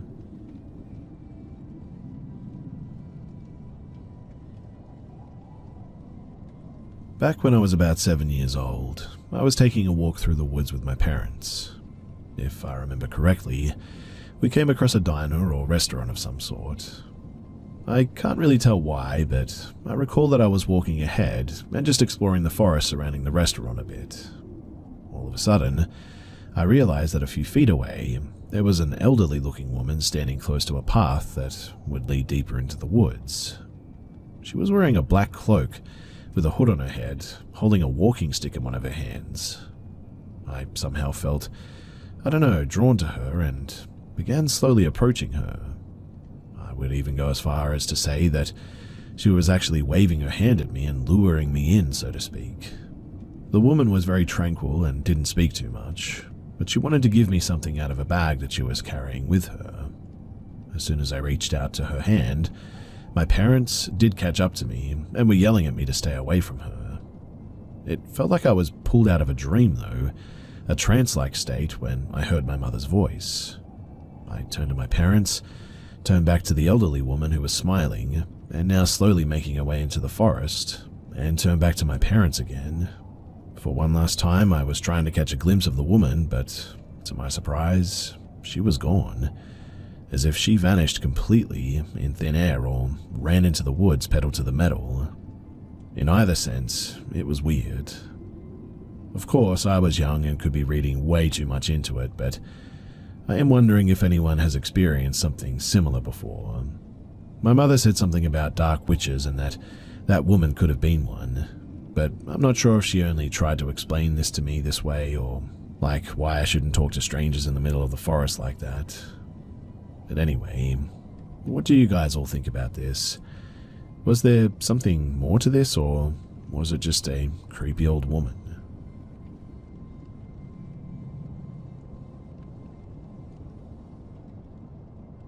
So I was walking my dog in a small bush track near where I live. Keep in mind too that I live in a country with no natural predators, that are any kind of threat, that is. The most dangerous animal in our country is probably domesticated dogs. It was enjoyable as usual though. My dog is incredibly protective, but she's pretty chill otherwise. The sun was shining, birds were tweeting, and there's a small stream that runs down to a small dam in the middle of the forest here. As we walked, my dog tried to leave the walking track, but she was on a lead at that point, so I pulled her back. And I have no idea why. I said, "We don't leave the path, pup." But she started growling at what looked to be something in the water. I pulled her along, and a second later, all of the light from the sun changed, but I have no idea how or why. It just darkened. Not a huge amount, as if cloud cover had come over the area, I guess. When I looked up through a gap in the trees, though, there was no cloud cover in the sky. It was blue and clear, but the dimmed light was still predominant in the area. Next, though, I heard heavy movement in the water, and then twigs and branches breaking near me. I scanned the area. It's not dense bush or anything, but I saw something. As I'm a chaplain, I began to bless and consecrate the area as I walked. The next section of the walk is gravel, and I thought that I could hear footsteps following me, so I turned to look every few steps, but saw no one.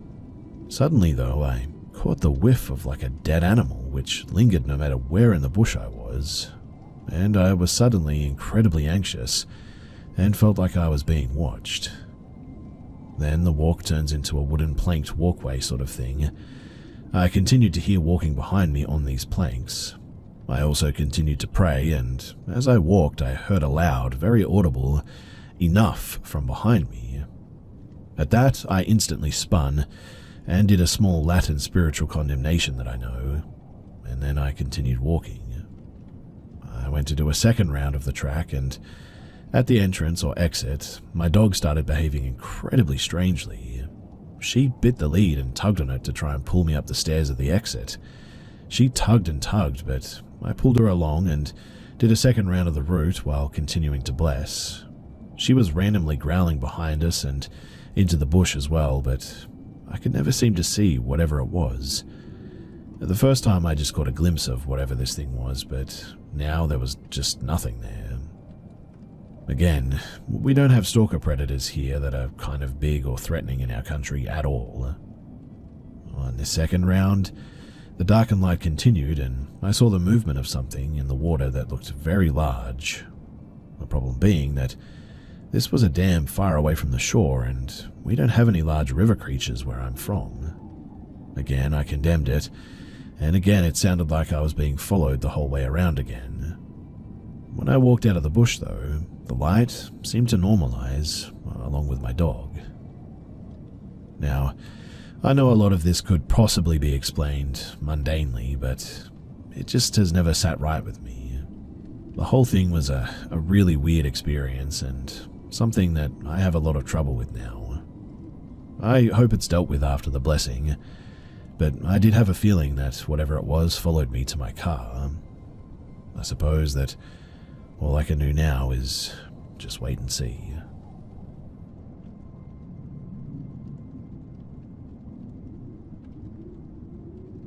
Me and my boyfriend live in a house that his father passed away in before we lived here, and I believe that someone else had died here before that as well. There have been a handful of times in the last year where I'll wake up and think that I see someone standing over our bed. One time I thought it was my boyfriend's deceased dad, in fact, but they always end up being a poster or my dresser that I'm looking at when my eyes adjust. I can't describe it, but it sort of morphs into what the real object is. After being convinced I was seeing ghosts, I turned to the internet and I found out that those are called hypnopompic hallucinations. Now, for the past week or so, I've started to intensely see things in my peripheral vision though. This has happened rarely throughout my life, but has been honestly non-stop happening recently. Some examples, for instance, is that I'll be sitting on my couch on my phone and I'll think that I see a black shadow-looking figure poke its head in and out from a doorway or around a corner.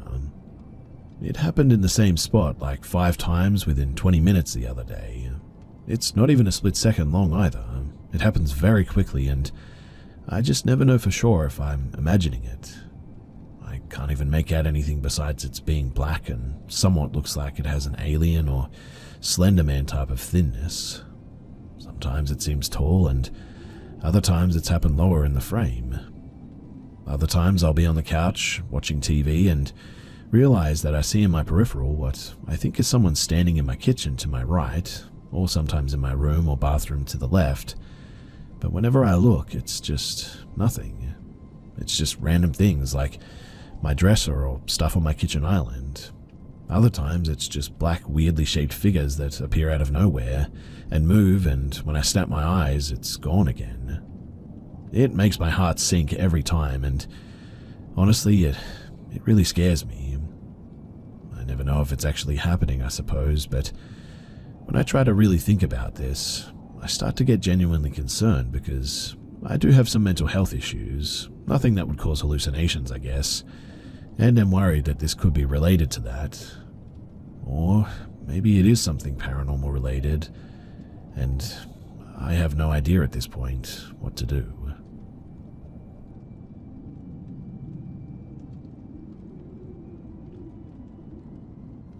Me and my friend, both girls, both 13 at the time, took an evening stroll at a really dodgy part of town. Really idiotic, I know, but this was pre-2015. It was January and it was pretty dark outside. No people were around, except for 2 blocks down where there was a bus stop and a 7-Eleven. As we pass a newly built apartment complex, we start heading towards the bus stop. Before I understood what happened, someone trips over my leg, falls face down on the pavement, scratching himself, and drops something that rattles, metallic-y on the asphalt. We both find ourselves staring at an adult male who starts screaming bloody murder, grasping the thing that fell out of his hand as he gets up and starts charging at us, telling us to get over here. We immediately start running towards the apartment complex. The door was unlocked, thank God, and we rush up the stairs and encounter a couple who were on their way out. We explained the situation to them, holding back tears. The man thankfully didn't follow us inside. The couple tried to calm us down and followed us outside, and no man was there to be seen. He had just vanished. The couple, they seemed to be in a hurry and decided to just leave us to get back home on our own. As we go towards the bus stop, really shaken up, we see the same man enter the bus that's just about to leave. He looks really calm now and put together, at least from the glance that I got. His bus leaves and we get home sometime later, not telling our parents about the situation since we were scared that they get mad that we decided to walk into that area of town and never let us walk again or something. It's been more than 10 years since then, and we both discuss this pretty often as we really had no idea what actually happened. The man honestly just seemingly appeared out of nowhere as we didn't hear him approach until he was about a few meters away, and there were no people around us to drown out the noise of him approaching. We don't know exactly what he was holding in his hand that he dropped. All we heard was the weird rattling sound and saw something silver-looking. We questioned if it was a folding knife, but the memory is so foggy by now and we honestly didn't get a good look at it. I also don't know how I managed to trip him up either, and why he seemingly stopped chasing us after a few steps. At first we thought that I just accidentally made him fall as he started running toward the bus stop, but he came up behind me and the angle that he came from left several meters free from either side of me that he easily could have used if he had to bolt to the bus or whatever. I guess we both just decided to leave it at that as just an accident, but I don't know. I still feel uncomfortable when I pass that particular part of town, and I'm not so sure that that guy didn't trip over us on purpose or something. Again, it's a bit of a foggy memory, and like I said, we don't have all the details, but the way he chased us and the aggression that he used in his voice, I will never forget that.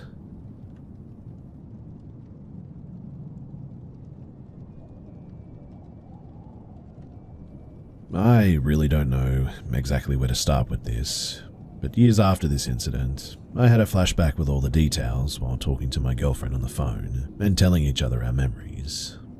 This happened at the beginning of 2023 though. I, a male, 22 at the time, was working as a terminal attendant at one of the biggest airports in Europe. My job description was mostly to give directions to arriving and departing passengers in this airport, as a big city as it was, to solve their problems, to solve visa and passport related problems, stuff like this. Now, for some reasons I can't tell you exactly which airport it is, but you can probably guess from the details that I'll give.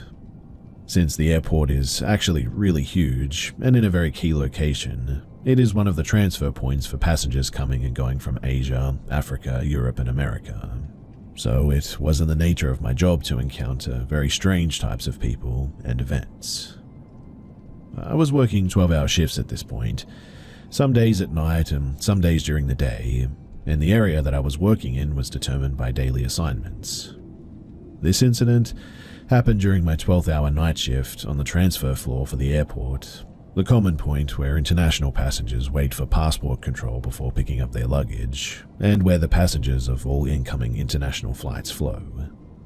Actually, when we work, we're supposed to wait at the fixed point when passengers don't specifically call for us, but it was like 3 o'clock at night, and since flights and passenger traffic slow down at that time of night, I decided to patrol around a bit. I left my station and went to the gate of the only arrival flight at that time of night. I decided to wait there in case passengers needed help when the gate opened. After a while, the plane pulled up to the gate. The gate opened, and a lot of normal-looking people walked out of the gate and into the transfer center. All except that woman. That strange-looking woman who, honestly, made me feel cursed by the cold January air. She was a brunette in her late 20s, covered in dirt and torn clothes. Her hair was missing in some places, and the hair that was there was rather unkempt and I think a bit burnt as well. When she saw me in my uniform, with unusually large pupils, she walked up to me, looked scared and confused. "Excuse me, do you work here? I need help." Of course you need help.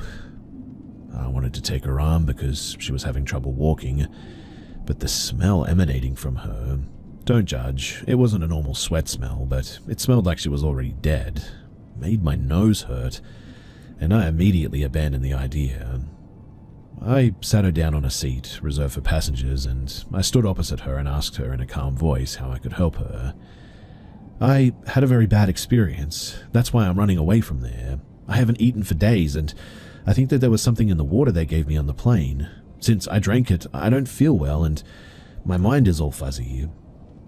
I didn't find what she was saying convincing. I thought that she was in some kind of mental breakdown because her gestures and intonations when she spoke were very strange. But I was also familiar with the aviation rules, and I knew that something like this should be reported immediately to the police. When I told her this, she did not like the idea, and she stood up and shook me by the shoulders and shouted, "No police, never the police." Dude, she started laughing too, looking up at the ceiling like there was something up there. The woman was making strange gestures with her hands, but her cheerful demeanor was broken by a sudden burst of crying. "No police, they won't like it." "You mean they? The police? But that's their job." "Who said anything about the cops? I'm talking about the people who did this to me." As she said this, she lifted up the burnt hair that had fallen on her forehead, and I saw one of the strangest things that I've ever seen. Look, I've seen a lot of strange tattoos because of the environment that I studied and lived in, but this was different. Right in the center of her forehead was a tattoo that looked like the barcodes on the products in the grocery store, with some numbers underneath. At first, I thought it was just a strange fashion sense, or maybe something for aesthetic purposes, but her strange behavior in some documentaries that I had seen made me think that it was probably used by, well, human traffickers to mark people, so that they could be easily identified and caught when they escaped. When she realized that I couldn't help her the way that she wanted, she at least wanted to use my phone, but I told her that she was not allowed to use my phone due to the airport security rules, and that she could use the payphones if she wanted to. Of course, she didn't have any money with her, and I was also not allowed to give her any money. Since she showed aggressive behavior towards me every time I insisted on talking to the police, I finally decided to do it secretly and brought her some food and water before going to the cops. When I arrived at the police station, on the transfer floor, the policemen were taking advantage of the calm of the night to just rest, and when I told them what had happened to me and pointed to the woman, they told me that she was just one of the refugees coming into our country. My country hosts so many illegal immigrants and refugees that it is normal for them to think like that, and that she was acting like that because she wanted us to let her enter illegally. They didn't take it very seriously, in other words, and unfortunately, I just had to leave without any solution. When I went back to the woman, I realized that she had not touched the food and water that I had brought her, and repeatedly refused to consume them with fear in her eyes. I decided to have a conversation with the woman, so as not to be too judgmental. When I asked her her name, she gave me a very strange answer that I'd never heard before.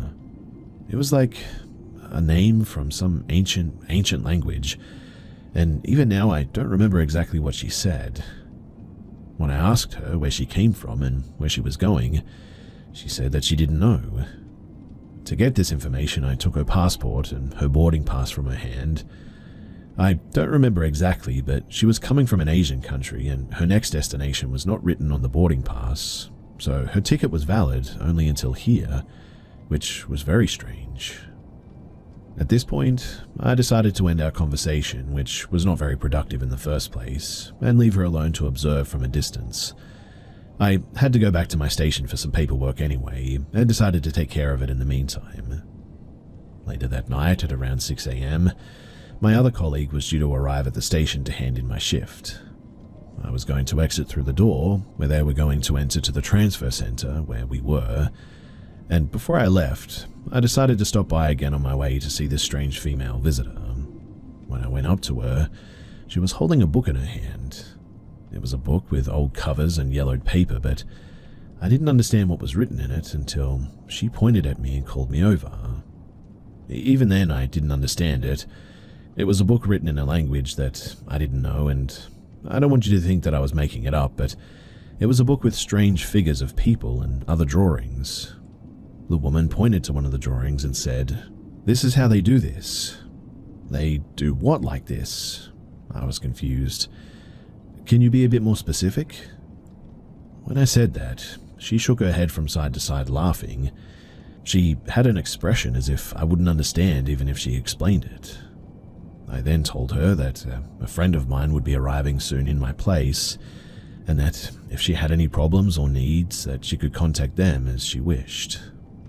I gave her directions to the restroom, where she could get food, the police station, and the ticket office.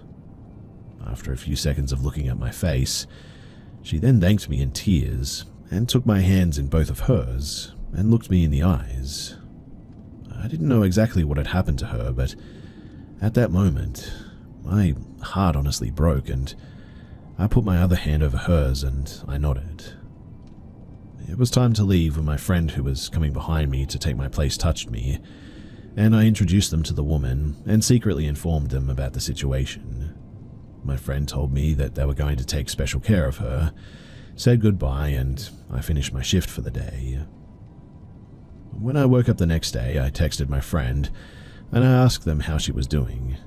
They told me that after I introduced them to her, they left to take care of another passenger, and that after that they never saw her for the rest of the day. They said that when they asked the passport police and ticket officers, that they told them that they were busy enough as it was, and that they didn't pay that much attention to people and brushed him off again. I never did see this woman on my next shift, and I never heard from her again. But the whole situation, it still gives me the goosebumps when I remember it. I would be interested in your thoughts about the incident, though. If there's anything that I missed, or if you want to ask any questions, then please do, because I want to know what this was all about, and I really want to know if she's okay.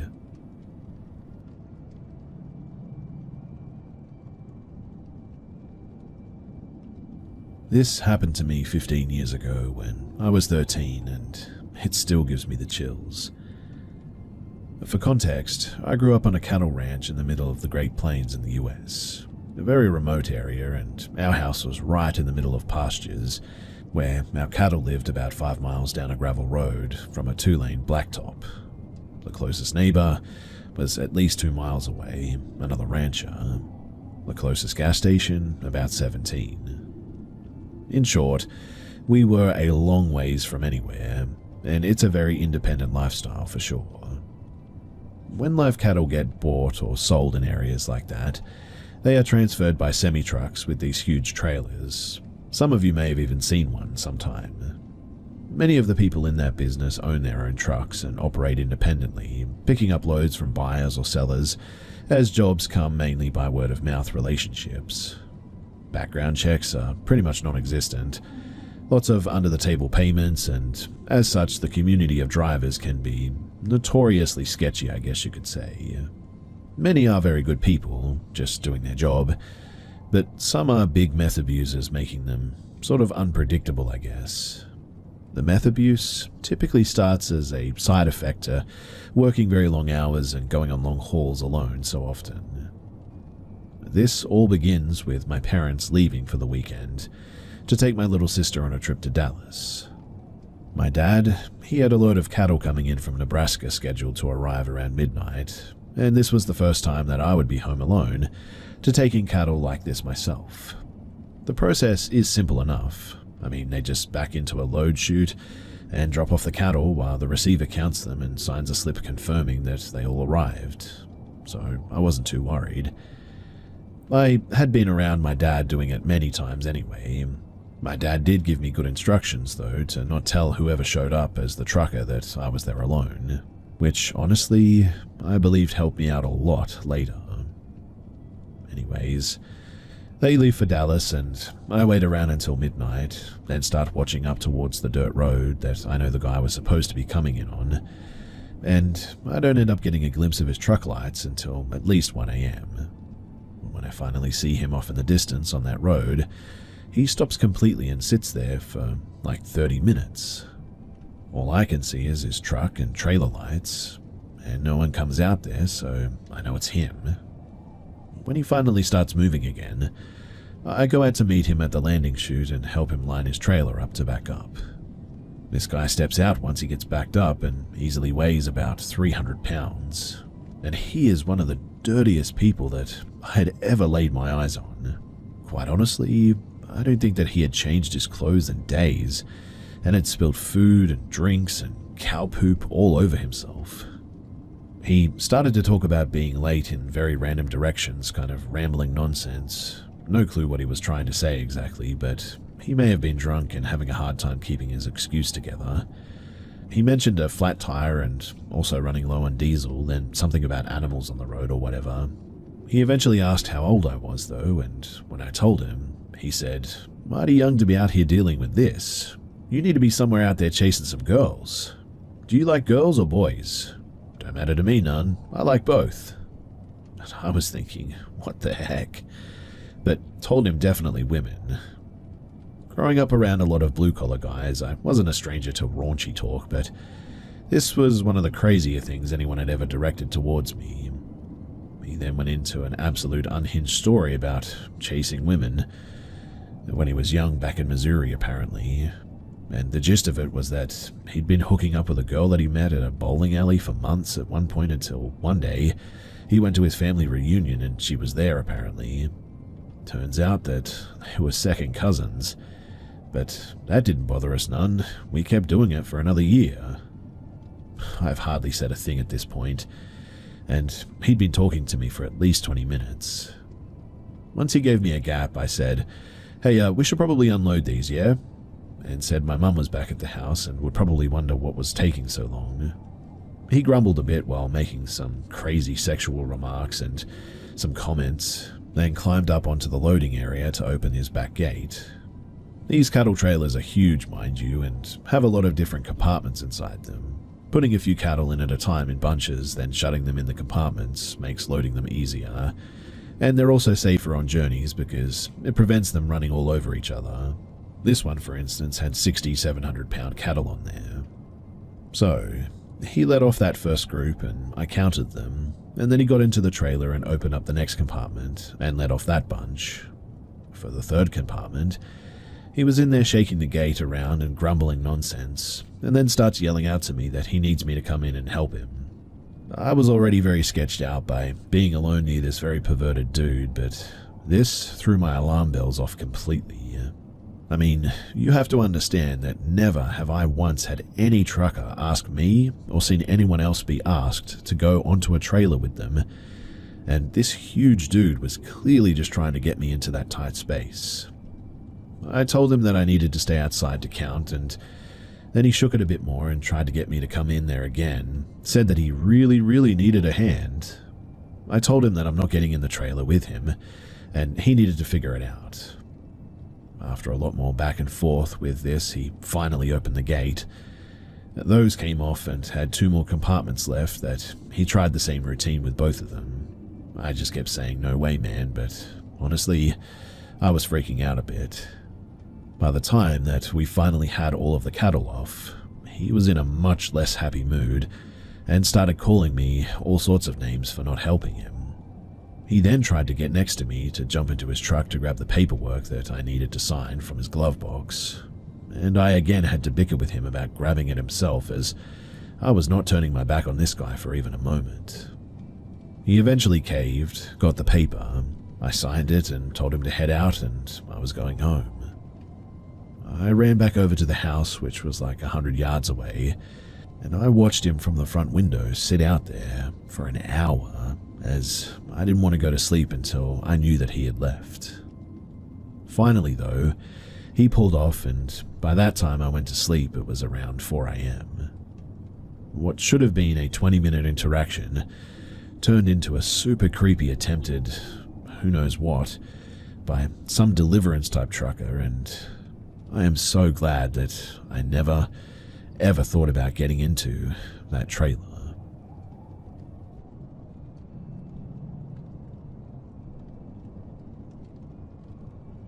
The point of me sharing this story is to illustrate just how quickly a hike can turn into a potentially life-threatening scenario that takes you off of the trail.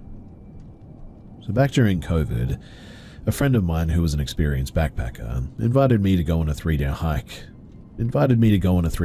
With him in Bankhead National Forest, Alabama. I had never really hiked before and had no equipment, but he told me exactly what I needed, and we went to REI to buy equipment. I bought about $600 worth of stuff, including a backpack, camel pack, hammock, tarp, emergency equipment, rations, etc. Now, before we left, we weighed our packs and we both had about 40 pounds of gear, which he said was a little on the heavier side but safer. We printed out some maps of the forest that included trails and streams. We planned a 22-mile hike over 3 days, giving us time to fish because we were really into fishing at the time. The first day went by fine. It was 98 degrees and humid, typical for summer in Alabama. He told me to take a sip from my camel pack every 2 minutes, and really drilled that into me, so I followed that rule religiously. We hiked 7.5 miles and set up for the night. We saw a deer swimming down the river, which was pretty neat. But the second day, that was when things went wrong.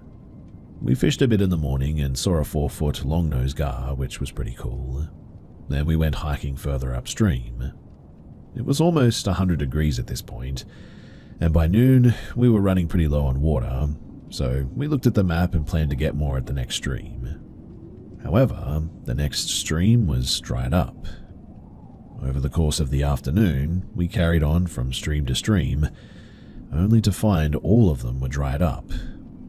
We got desperate and checked the map for off-trail streams, and went about a half-mile off-trail to find one that seemed promising, but it was mostly mud. We were so desperate for water, though, that we attempted to pump from the muddy water with our filters, but in the end, it ended up clogging up our filters. We were in a really bad spot, half a mile off trail, 5 miles from the last water source, and it was already almost evening at this point. So, we abandoned the original hike plan and made a mad dash back to the last known water location. By the time that we got there, it was almost dark. I was feeling a bit exhausted, I'll admit, but otherwise fine. However, my friend, who was the experienced one, mind you, started vomiting and trembling uncontrollably. He couldn't drink water without immediately throwing it up, and couldn't stand or really even move without his muscles contracting, in what he described as the most painful thing that he had ever felt. I set up both of our hammocks and picked him up and placed him in his. We had no cell reception, it was dark, and we still had 6 miles to go to get back to where we needed to get to. The next day, he was a little bit better, but it took a very long time to make the hike back as he was constantly stopping to rest or to throw up. It was quite a battle to get back to where we needed to go, but eventually we found our way. This shows, though, that even if you are experienced, your situation can go from routine to, well, literally dying and unable to function in less than a day. If I wasn't with him, he probably would have died, perhaps off of the trail deliriously searching for water or something. I am now sure that many of these cases involve someone suffering from dehydration, hypoglycemia, or low electrolytes, driving them to go off trail in confusion, and unfortunately, to die.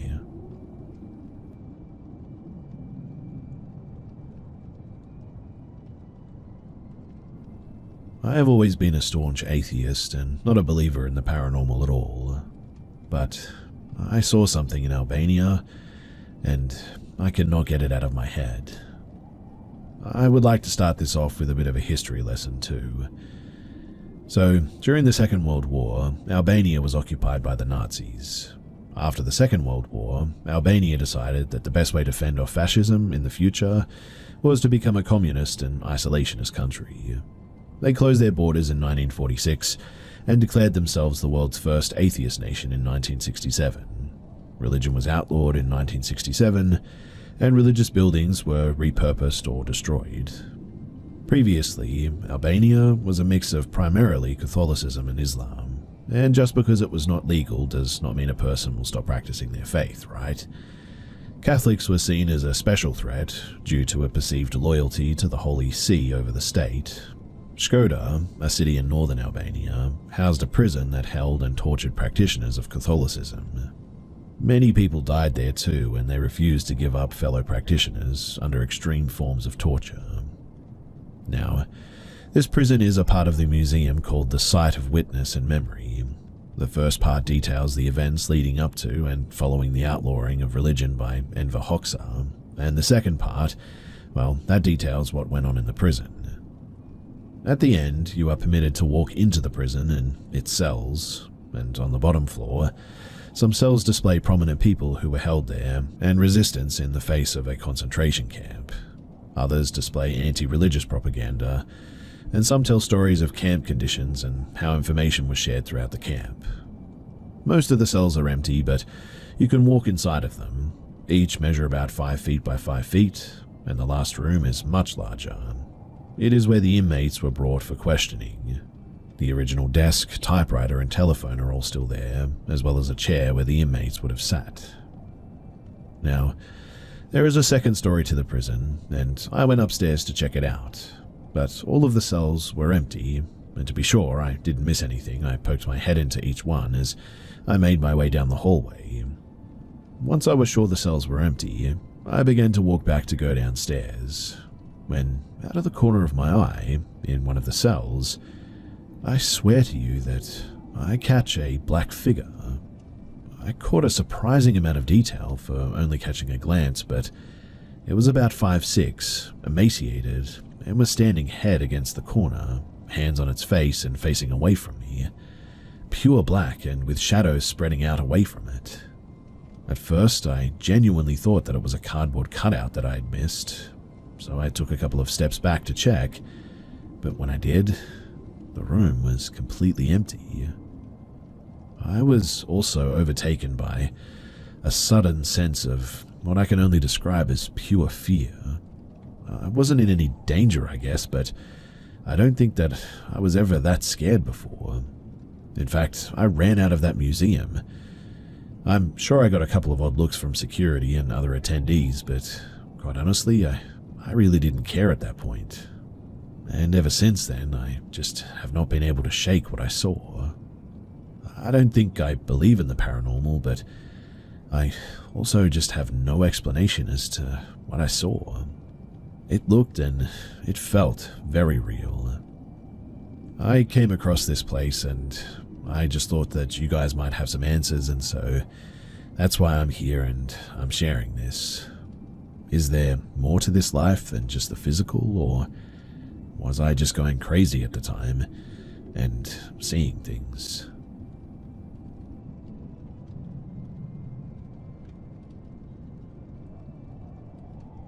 So, I was trying to sleep in my dorm the other night, but for some reason I just couldn't. Then, out of nowhere, I felt movement from underneath me, so distinct that I honestly thought that it was my pet snake. I put my flashlight on and saw that she was in her tank, so I laid back down and closed my eyes, still fully awake and now a bit uneasy. Mind you, because I've been asked about this, I was completely sober, no weed, alcohol, or anything. But then, my door, that was completely shut, opened on its own. I have 3 roommates, but one was at her boyfriend's, and I heard the other 2 talking faintly and far away in the living room. And then, after a few seconds, some kind of force smacked me in the left eye, and I see a flash of white. I get up, arm in the air, ready to start swinging, and the door instantly closes. Doesn't slam, but definitely closes. I turn the flashlight on, radically swinging it around, looking for anything, but nobody's in the room and there's really nothing there. I get up and immediately open the door and hear my roommates again from the back of the apartment in the living room, maybe 15 steps away. I didn't hear running, walking, breaking, nothing. I asked them if someone came into my room and smacked me, and they both said no. I explained what happened, and they both said that they heard the door open and close, but neither went into my room. I believe that they didn't touch me because, 1, I didn't see or hear anyone come in, And admittedly, my room was messy, so in the dark I would have heard them step on a thing or two before getting to the bed. And two, it's incredibly out of character of them if they did. We're friends, but roommates nonetheless, and we won't go into each other's rooms if the doors are closed. And we especially don't hit or smack each other. Nor was I or anyone in a fight or bad place with each other at this point. I'm freaked out, I won't lie, and I guess I'm looking for a rational explanation for what this is, because the alternative, well, that scares me.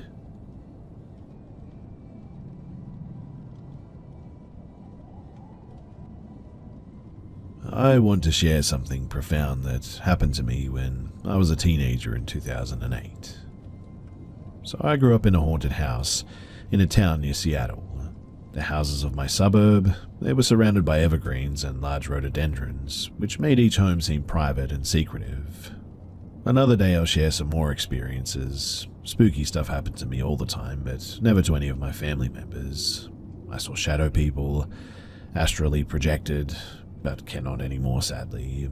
Had an imaginary friend who manifested to me as real as any other person. I also had a terrifying year where a demon tormented me. At times, my friends would see the phenomenon as well. When I was a kindergartner, 5 to 6 in the States, I met my best friend Lenore. We instantly became friends till the end. Thick as thieves, we were each other's rocks until the age of 16.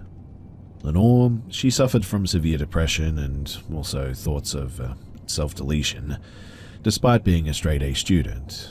Artistically and musically, she was very talented, and she was popular. Not to mention she was absolutely gorgeous. Her family was comfortable with multiple vacations per year, some of which I was invited to. It just really goes to show that mental illness can strike anyone from any background. But she had witnessed some of the spooky stuff that went down at my house, as she was there frequently. My mum was closer to her than her own as well. My home was a short walk from our high school and tucked away in a quiet cul-de-sac. Therefore, it was a frequent hangout spot for my friends, especially since my mum was mellow and welcoming. Now, one day in June, I was walking to my house with Lenore after school got out at around 2 p.m. The weather was sunny, warm and clear, quiet, beautiful and unassuming. As we walked side by side down a long street, Lenore suddenly stopped in her tracks. I looked over at her, and her face was blanched white, eyes wide open and her mouth agape in an O shape. She was staring in shock down the street at something. I followed her gaze to look at the crossroads about maybe a half a block away, and at a light pole stood a peculiar figure, dressed in a black tuxedo, black top hat, cane and cape. There was a tall man standing there. When my eyes found him, he flourished his cape, tipped his hat, bowed, and then disappeared as if he had winked out of existence. Lenore looked at me flabbergasted. We both agreed that we had seen the figure. And the next 3 nights, I dreamt of that gentleman. He appeared to me in the darkness next to a gondola. I was told that he would take me to the other side if I would just pay the price. Each night I pleaded with him, saying that I needed to live. He was never pushy, though. He never scared me. He was calm, quiet, and seemed understanding. He just said that he would offer his services if I ever needed them after telling him no. On the 4th day, though, Lenore, well, unfortunately, she ended her life. I never dreamt of the gentleman again after that. And I've always wondered if he visited her the same way that he came to me. Was his offer too much to handle for someone so deeply sad and scared? And has anyone else seen him? I was severely damaged by Lenore's untimely death. It took me years to claw my way out of a pit of despair that it brought me to. If you're ever in a similar position, then please do reach out if you're hurting to the point of wanting to end it all. Life is hard, everyone is struggling, but you are loved and you are important. Thanks for listening to this, and if you have any idea as to what that gentleman was, what he could have been, then please do share.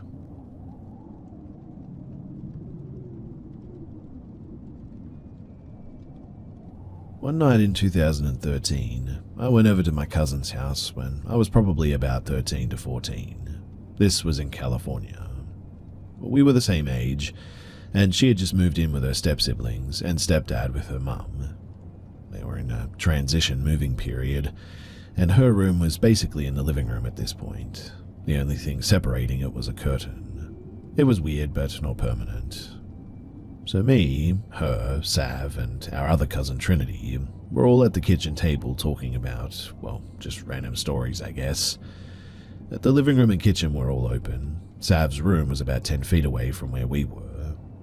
My cousin Sav at that time period was going through it really bad mentally. She kept having really bad sleep paralysis of these grey-looking people with greasy black hair hugging her in her sleep and staring at her. I kept getting the feeling that she had something attached to her. I've always been really spiritual, along with most of the women in my family. When I would bring it up to her, she'd get mad at me though and tell me to just drop it. So I did. But back to this night, it was probably about 7 p.m. and we had just ate some pizza. Me and Trinity, we were talking about whatever, and all of a sudden, all of the lights in the house shut off for probably 1 second and went back on. We all sort of screamed in unison. No clue why, but I felt extremely compelled to look over to where my cousin's room or curtain was. And that was when I saw this, I would say 5'10" figure. Keep in mind, it's dark out but not pitch black, and we all had the lights on where we were. In other words, we could see clear as day. I just remember the dead silence, and I see this man, and he seemed to have been old, 1800s, 1900s, brownish attire, I would guess. He had a top hat on, but his skin was just completely grey. It looked like someone made a clay figure with real clay. It had human features, but I couldn't make out what I was looking at, really. What I do remember, though, is that I had a pit in my stomach. Like, this thing wanted me to know that it did not want me there. I was sort of in awe, though, staring at it for probably 5 to 10 seconds in silence. All it did was stand there, but all I could feel was disgust, anger, fear, basically any negative human emotion.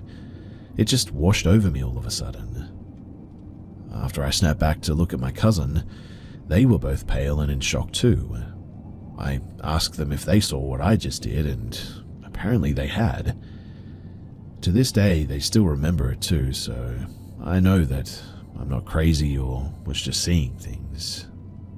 We all described the same thing, and at that, I wanted to get the heck out of there. I near started crying because I felt so uncomfortable and weirded out, and called my mum to come and pick me up, but she would be about an hour or two to get me, as she was with friends, and we ended up watching movies, and eventually I fell asleep. I just remember right before, though, how scared I was that I would see it again. I never did, mind you, but years later I met my boyfriend, whose parents described seeing a clay-textured skin humanoid, all grey skin, and it was that same icky feeling. So, has anyone else ever experienced seeing something like this? This was my first vivid paranormal experience, and it seriously shook me, and when I think about it, I still cannot believe that we all saw the same thing. Hand on my heart, this happened. And so, what the heck was it? I mean, I saw it. My cousin had sleep paralysis dreams with the same grey-skinned people. Faces molded like clay, but not quite perfect. My boyfriend's family apparently saw it too, and the whole thing is just so strange.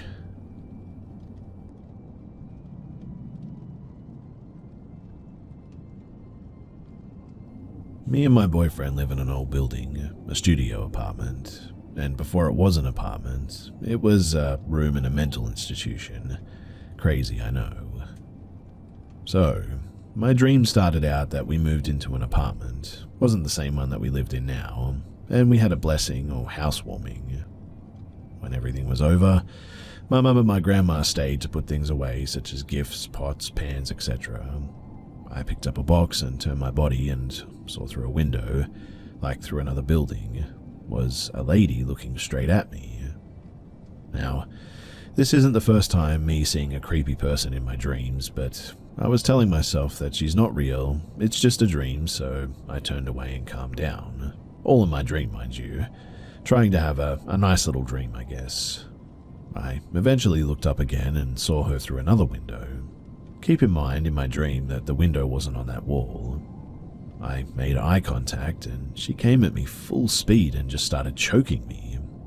I woke up eyes open, but for some reason I couldn't move, and still was seeing her directly on top of me and was just choking me.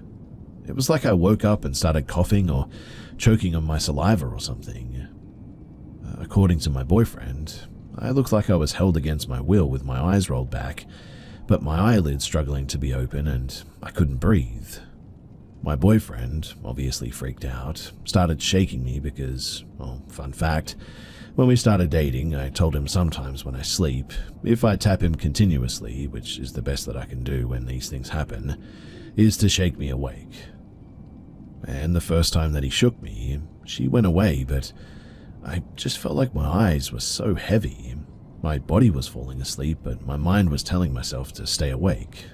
Like, I was literally fighting myself to stay awake and not sleep. My eyes fully closed and I saw her again, and she just kept doing it continuously until my boyfriend eventually sat me up and shook me.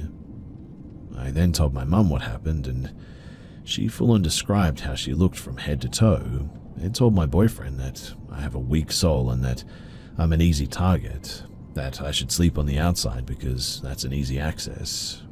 The bed is against the wall and outside, meaning I'm not sandwiched between him and the wall. Since then, my boyfriend always sleeps on the outside, thankfully, and weirdly enough, I haven't had any other incidences like this. I don't fully understand exactly what all this is, but all I know is that if it is sleep paralysis, then it is the weirdest form of it that I've ever heard about.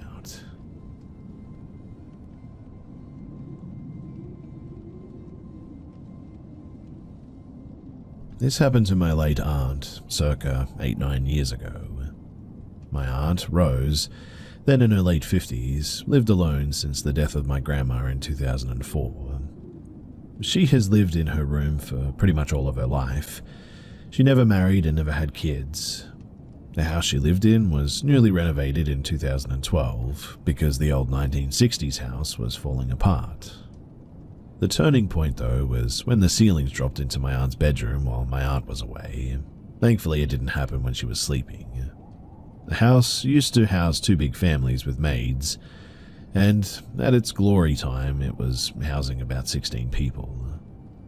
My great-grandma, grandpa, grandma, cousin of grandpa, my aunt, uncle, dad, and little aunt, among others, all lived there. One by one, the family moved out or passed away in the house, but well, the house was almost fully renovated, but still preserving the room and layout of the old house, so you could still recognize that it was the same house. Now, there have been countless paranormal-related events happening to my aunt at this place, but she's really not the type of person who freaked out easily, so she didn't talk about it too much. Among others, there was slightly moved furniture and makeup kits, listening to people breathing on her ears or some giggling. Also, seeing big non-human heads outside of her window. Everything was considered normal in my country, well, all except for that last one. Now, one normal day, my aunt just entered her room after work, and she got pushed hard towards the wall. Her left shoulder hit some furniture, a sturdy 100-year-old teak cabinet, made by my great-grandpa, and she fell down. She was taken aback by this, got mad and yelled at the unknown, "Hey, I know you live here, but I lived here first, before you. Let's just be civil and don't disturb each other." The weird thing is that my aunt seemed to know that there was another being living in her room, a lady with long hair apparently, usually only sitting under the ceiling behind the door in her room. You can believe it or not, but according to some people they can see this. I'm taking it with a grain of salt personally, but the aftermath of the incident was very clear. My aunt, she definitely was hurt. She was unable to raise her left arm past her shoulder anymore after the incident, and the reason why she told us was only because she was complaining about her arm, not about the paranormal experience itself. The ghost, whoever that was though, apparently they had won, because my aunt passed away on the porch in 2017 of a heart attack soon after this event. The house, it now sits empty, and to be honest, I really don't want it.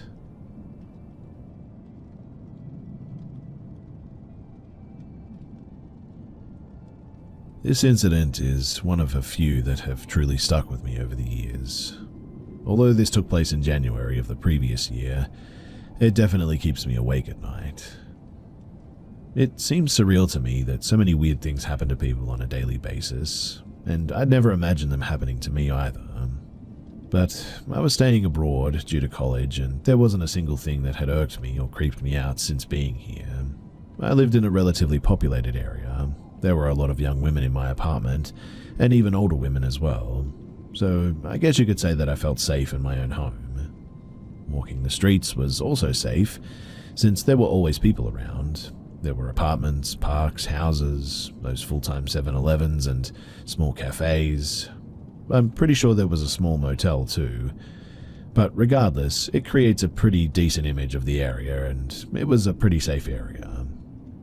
Now, although the university taught the lessons in English for all the foreign students, I still wanted to learn the language in respect and experience the culture. It was fun, and I made quite a few friends in those classes too. And well, one day I was walking to a convenience store from the class. I remember being quite dazed and tired. It was around 8 p.m. The class ended a while back, but since I had the once-in-a-lifetime leisure time, I decided to explore the place. I knew my way around, and I was feeling pretty confident about the routes and all. As time passed, I walked and reached this giant road with some empty plots to the right.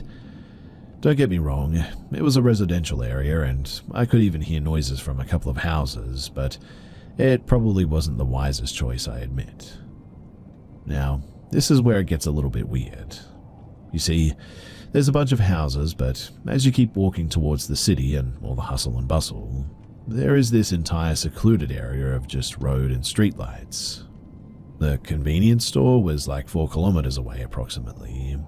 I was feeling uncomfortable and very nervous too because of the previous incident that I had, so I decided to stop and sort of look around a bit. There was nothing, but I decided to start jogging further while looking side to side and back a little bit too. And not even 30 seconds pass and I bump into someone. I felt a feeling of dread rush over me and my hair just stood up. My palm started shaking and I didn't even lift my head up to see who it was. I apologized like crazy, simultaneously backing away and getting ready to bolt out of there like I was Usain Bolt in the Olympics or something. The person, they came in front of me though, started walking towards me in little steps and started moving in this weird swaying motion. It was almost like a cartoon, and while swaying, the person just said, "What the heck? What are you? Are you okay?" with this really arrogant tone. I say person because I genuinely couldn't tell if this person was a man or a woman. Their face was covered by a mask and they wore a large hoodie with sweatpants. The voice was sort of muffled but didn't sound masculine or feminine, to be honest. The person started swearing and doing the weird swaying motion while reaching in their pant pocket. And that was when I caught a glimpse of something shiny, and my instincts that so conveniently died out suddenly kicked in. I took the chance and fled that place quickly. I went to the store and told the clerk. They called the police, who found 2 shoes on the same spot, and along with the shoes was the mask apparently. I never did find out who it was, what they wanted, and how I never saw them lurking around in the empty plots like that. I mean, there were no bushes and the light wasn't scarce either. I have no idea where this person came from, in fact. But what I can say is that I'm glad that I'm safe. Although this happened a year ago, I still feel like I'm not completely safe. I don't know if it's paranoia or something, but I have been having a bad feeling since the beginning of this month. Even if I am with other people or at home with my boyfriend, I feel like I just have no privacy. Like, something or someone is watching me, which is why I'm here. Does anyone know what I should do?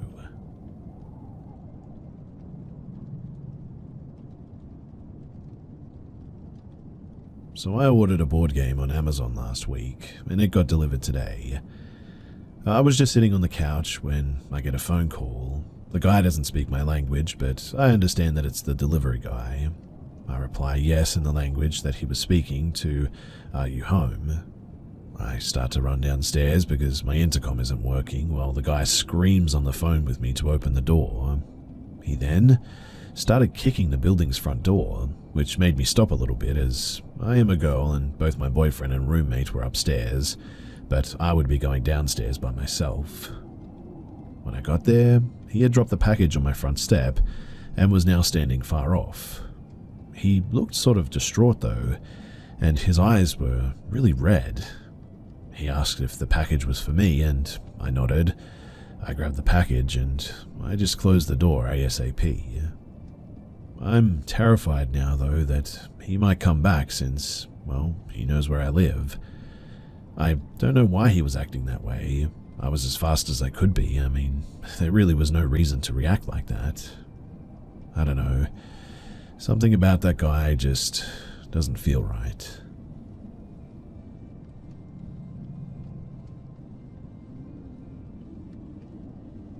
So, the first thing that ever happened to me was when I was 11 years old in 1988. It was when my mother and my aunties had a party one day, and someone called that party and they didn't answer. They were too wasted, and it went to a live answering machine. Plays messages out loud as it's being recorded. As they continued drinking, the answering machine went off, and slow breathing occurred, eventually getting everyone's attention. Then growling so loud that it honestly startled everyone. Frozen and scared while listening to the sounds, and then it ended and all of them freaked out. At 11, I wasn't there, I was at home asleep, but they all decided to go to my mum's house and play the answering machine again. It was so loud that the house felt like it was shaking. But was the house shaking? Who knows, maybe my 11-year-old self just made that up, but I ran downstairs and watched them gathered around an old answering machine, eyes wide, shaking, some of them crying. I freaked out like watching a horror movie, and that's all I really remember. Nothing really happened to anyone. Nothing else really happened to anyone, but it was certainly a freaky message. The second thing was when I was about 13 in 1991. I joined a local gang in my city and became a hooligan. I was at a party, yes, a party again, and the owner of this scum-rooming house on the poorest street of the city was in Winnipeg. A gang member rented it apparently, and the other roommate that lived there wasn't home for like 2 weeks, and told this dude to stay out of his stuff. The dude, though, went into his stuff to find things like Polaroids of literal feces. I have no idea what I was staring at, to be honest. Just fleshy turds in jars, I suppose, and a bunch of cassettes with weird writing or symbols, whatever they were. We're all drunk and partying, and the dude plays the cassettes, and the familiar sounds from what I heard when I was 11 starts playing. All of these gangsters start freaking out a bit, fleeing from the place, including me. We never ever went back to that place again as well. The dude who hosted the party was beaten to an inch of his life, and that's all I really know about it. I've told these stories to my wife later in my years, and we took our kids to the Teenage Mutant Ninja Turtle movie back in the day. It was an animated CGI movie for anyone interested. Anyhow, I don't remember the year, but I know when we came home, my wife played the digital answering machine on speakerphone. And guess what? Yes, that same voice was on there. She literally grabbed the box and ripped it out of the wall at this point. We don't know why, but she just freaked out hearing what I told her about for years, and she believes me now, that's for sure. And about 7 years ago was the last time, and it was a live call to my cell phone. I hung up the second that I realized what the call was, and I haven't heard it since. Now, I was watching WF Files, and one of the videos had the exact sound, and my sister and I heard it, and she turned to me and said, "Do you remember what we heard when we were kids?" I said, "Yeah," and she said, "Well, last year it happened to me again." And at that, I decided to look it up finally and see what I could find. I can find by other people's experiences that they can actually receive a phone call from someone that they know. I read a story a mother called her son and he heard the growling or screaming. She heard him hang up and freak out apparently. I've found out that this happens a lot in fact, like someone is leaving a message on the answering machine and it sounded like growling or snarling or heavy breathing, but the person is leaving a normal message on their end. I really have no clue what's going on, no idea at all, but it's really scary and hopefully someone who has resources does a video investigating this phenomenon or whatever it is. Or maybe some other people have some ideas as to what this could be. I mean, you feel dread, unrest. It's small, but when you hear what I and others have, it definitely grows into, well, being terrified. I really have no idea what it was, and neither do people on the internet, really. It's a freaky experience, and honestly, I know people are probably going to troll me for this, but I don't really care. It's something that I remember and something that's always weirded me out. And if you have any idea as to what it is, then please do share because it's bothered me for all these years.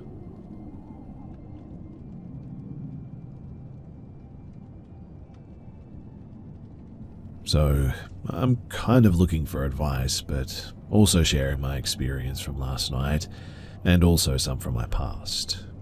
I'm wondering if they're related, I guess. To start, I guess I should say that for the past 5 years or so, I've been suffering from some intense and terrifying sleep paralysis. It has always involved a tall shadowy figure with no other distinct features. The experiences vary, but always end up with me screaming myself awake in an attempt to get somebody to wake me up. Maybe it's related, maybe it's not, but I figure that it could be useful information. Rewind, if you will, to when I was between the ages of 4 and 8.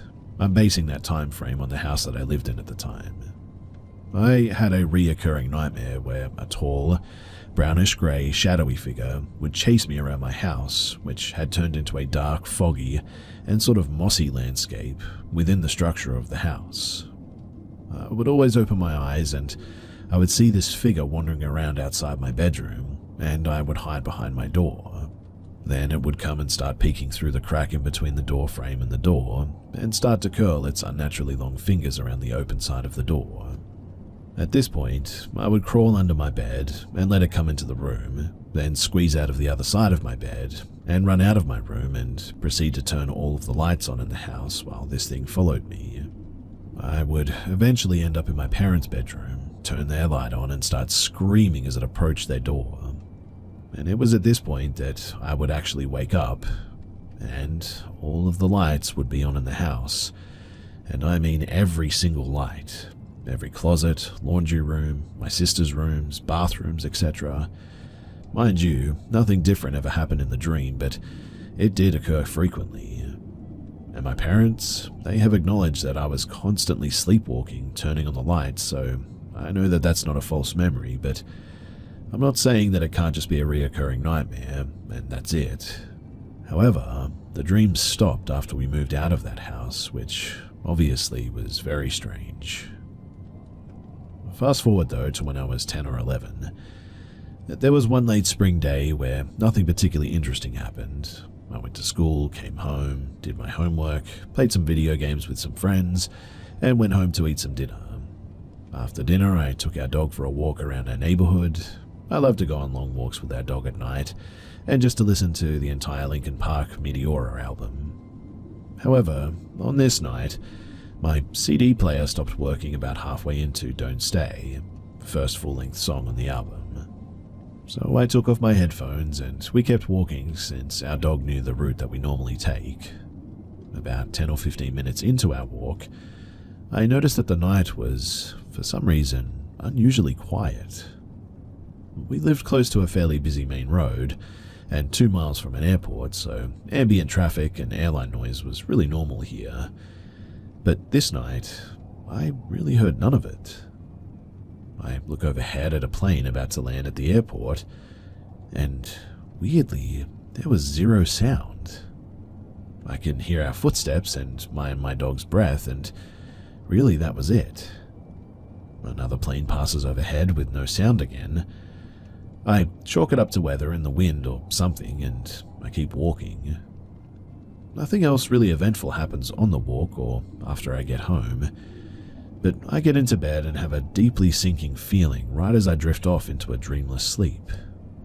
I awake the next morning a little before 5 a.m., 2 hours earlier than normal, and feel like I really didn't sleep at all. It genuinely felt like I stayed up all night long. I felt delirious, foggy, and really shaky. My lower back was itchy, so naturally I went to scratch my itch and noticed 2 roughly quarter-sized scabs directly on my spine, one about a ½ inch above the other. Even as I share this, I can still feel where they were as well. Obviously, I freak out and I tell my mum. She says that they are perfect circles as well and asks what I fell on. Mind you, I didn't fall on or back into anything. I was never laying face down and had something land on me either. There was no blood on any of my shirt as well, which was really strange. They seemed to have just simply appeared, and they were completely gone and healed in 2 days with no scars as well, which, again, just seems, well, impossible. Anyway, fast forward to last night, a little over 20 years later, and I woke up at 4 a.m. on the dot, wide awake, with the feeling that I was being watched. I sat up in bed and looked around. I didn't see anything worth noticing, so I went outside to get some fresh air for a minute or two and then went back to bed. Right as I was about to fall asleep, I heard something heavy running on our roof. I sat up again to listen for it, but nothing more happened. So I went back to sleep around 4:30 or 4:45. When I woke up to my alarm at 6:30 this morning, I once again felt like I didn't get a single minute of sleep. The way my body felt was very reminiscent of pulling all-nighters at the gaming shop when I was in high school. I decided to check my Fitbit app to see if I just didn't get a good sleep, but it says that I was in a light sleep to awake from 3:25 until 4, and completely awake from 4 o'clock till 5:45. But I know I closed my eyes again and started drifting off well before 5.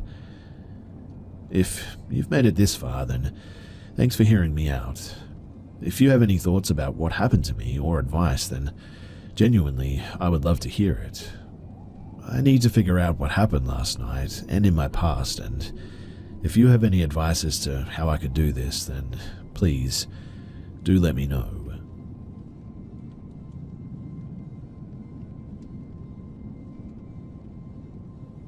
My mother lives in an apartment complex on the edge of the city, right where Parkersburg, West Virginia turns into Mineral Wells, West Virginia. The apartment complex is really on a dead end, but it's not quite near the dead end part. When I was living with her, I used to park my car on this concrete slab that was by the sign to the entrance, because I could pick up Wi-Fi from this person's house. I'm usually a bit of a night owl, so this must have been at around maybe 2 in the morning. I'd been sitting in my car for about an hour on my phone, and at this point, I just kept feeling like I was seeing something, like a shadow in my passenger side mirror, and I couldn't shake the feeling like I was being watched. I will say that I'd always got a weird vibe from the woods around here. Even walking down the road was frightening for me because I always felt this overwhelming anxiety. Sometimes it would be so bad that when I was walking, once I made it to by the sign to the entrance, I would always take off running until I just made it near the office to the apartment complex. But after I kept seeing a shadow from the mirror, I decided that I was going to turn my headlights on because since I was on my phone, my eyes weren't acclimated to the darkness. So once I put my phone down, I couldn't really see. I turned my headlights on though, and all I can say is that there was this tall thing standing near the edge of the woods, and it starts slowly backing up into the woods. At this point, I hurried up and I started my car and I took off like nobody's business.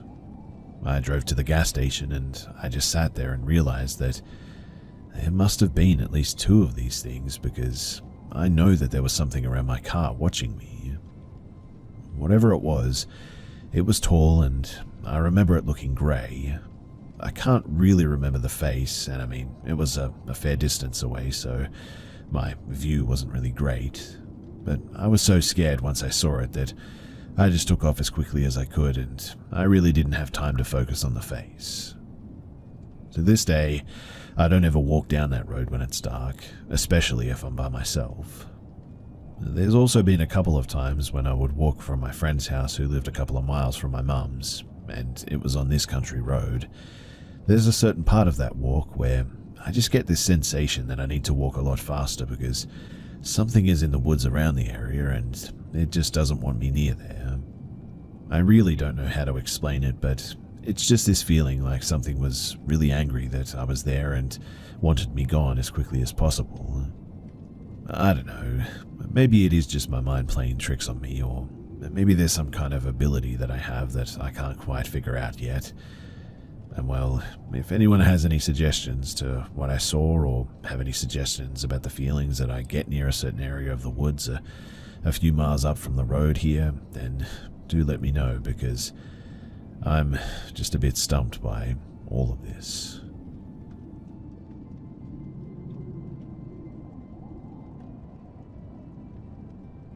I'll try to keep this as accurate as possible, but it's been shoved deep in my memory bank for years now, and certain details are fuzzy, but this is what I remember.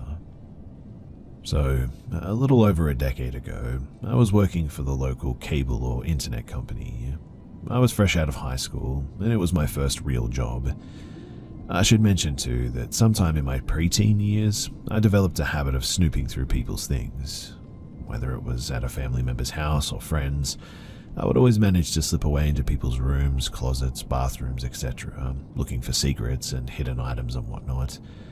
I would never steal anything, of course, just take mental notes of things that I found and put them back without leaving a trace. So, as you can imagine, landing a job that placed me in people's houses to install cable was, well, almost guaranteed to stir up a desire to indulge in my long-forgotten habit. When installing wires for TVs and computers, I would often end up in crawl spaces, closets, behind desks, and sometimes under beds to reach outlets and such. I'd stumble on things like collections of sexually explicit material, embarrassing personal hygiene products, and more than a few times, extremely large collections of, well, toys if you catch my drift. After a while, it went from stumbling upon these things to outright looking for them. Most homeowners were too lazy to follow me from room to room, so they'd either be downstairs or outside in the yard while I went about doing my job. Like I said, I wasn't taking anything with me, just observing. Now, about 4 or 5 months into me working this job, I ended up at a woman's house. She was in her late 20s or early 30s, I would guess. White with sandy blonde hair and a sort of hippie bohemian vibe that was popular around my area, mixed with a bit of emo, a weird combo, I know. But she had a pretty big house for a single person, 3 bedrooms, 2 baths and multiple living areas, but it appeared that she was the only one living there, other than her cat who would occasionally run by as I was doing my job. But she let me know that she'd be outside on her porch, and to let her know if I needed anything. The house was quiet and big, so I knew that I would be able to hear her coming, and have plenty of time to clean up if I happened to do some snooping around. It was the perfect storm. All in all, though, it was pretty uneventful, to be honest. I carried on with my work, but I'd every so often take a peek around at her things. She was pretty hot to me, so I probably would have been excited to find something that would allude to her sexual side, but there was no such luck. Just papers, knickknacks, some stuff that appeared to be schoolwork. But peeking out from her pillow was a notebook, similar to the old cow print ones that we'd use in school. I knew for sure, given the placement, that it had to be a diary of some sort. I looked around to make sure that she was still outside, and then I cracked it open. It was boring. The first few pages were random notes, planning, grocery lists, far from the scandalous journaling and one-night stands that I'd hoped for. But just as I was about to put it back, I turned the page and I saw a few words that caught my eye. Something along the lines of panic, anxious, safe. And so, with concern and some excitement, I went on to read a detailed story written in first person about her hitting a man over the head, realizing that he wasn't conscious any longer, recruiting help cleaning up the mess, and dumping the body in a nearby river. She also journaled about the anxiety and paranoia that she was feeling about everything that happened, and the stress of sharing the secret with the person who had helped her dump the body.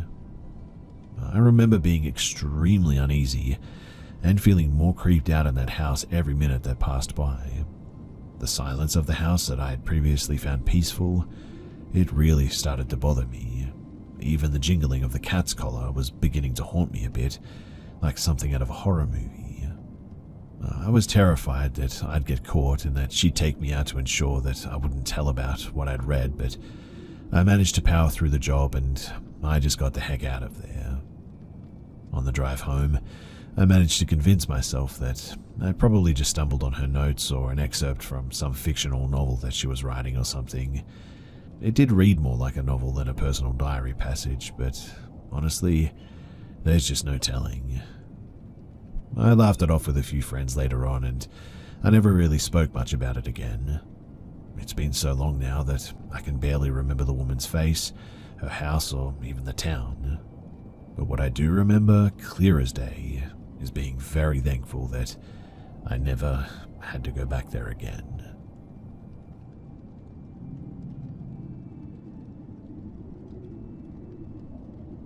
Recently, I, a 24-year-old female, was living in a woman's shelter and I made some really good friends there. We used to sit at this park across from a temple at night and drink or smoke or whatever. We'd be there for hours listening to my music, just having fun and talking about our lives. We were all quite young in the group, early 20s.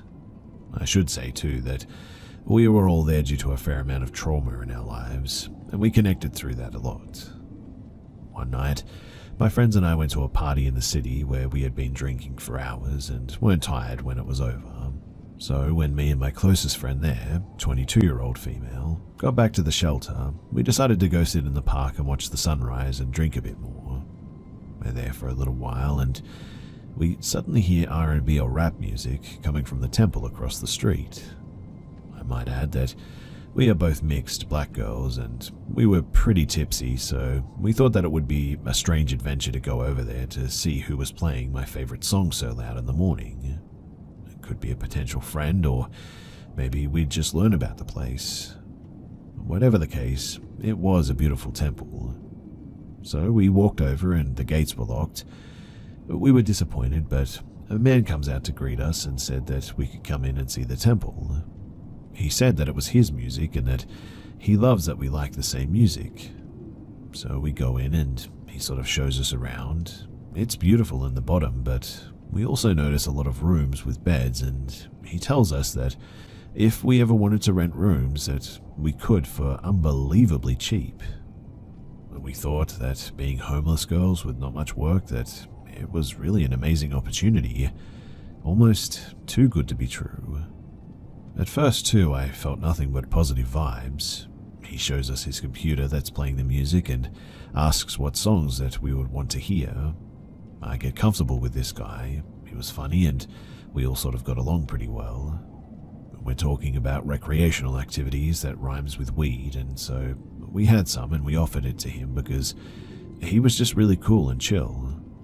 He then says that he'll pack ours with our stuff, and that will be more important later. I should add too that he was constantly complimenting me specifically. My hair, my skin color, and saying all really forwarded compliments that made me a bit uncomfortable. He started asking if I like Asian men and if I had ever slept with one. He was of Eastern Asian descent, I'm not sure where though, but he then went on to ask more questions about my sexual preferences and told us that he would give very bad drugs, don't think that I can say it, to girls to smoke and have sex with them, drugs no one should ever do. He also said that he sees us sitting at the park sometimes through the window, and all of that was becoming a pile of red flags.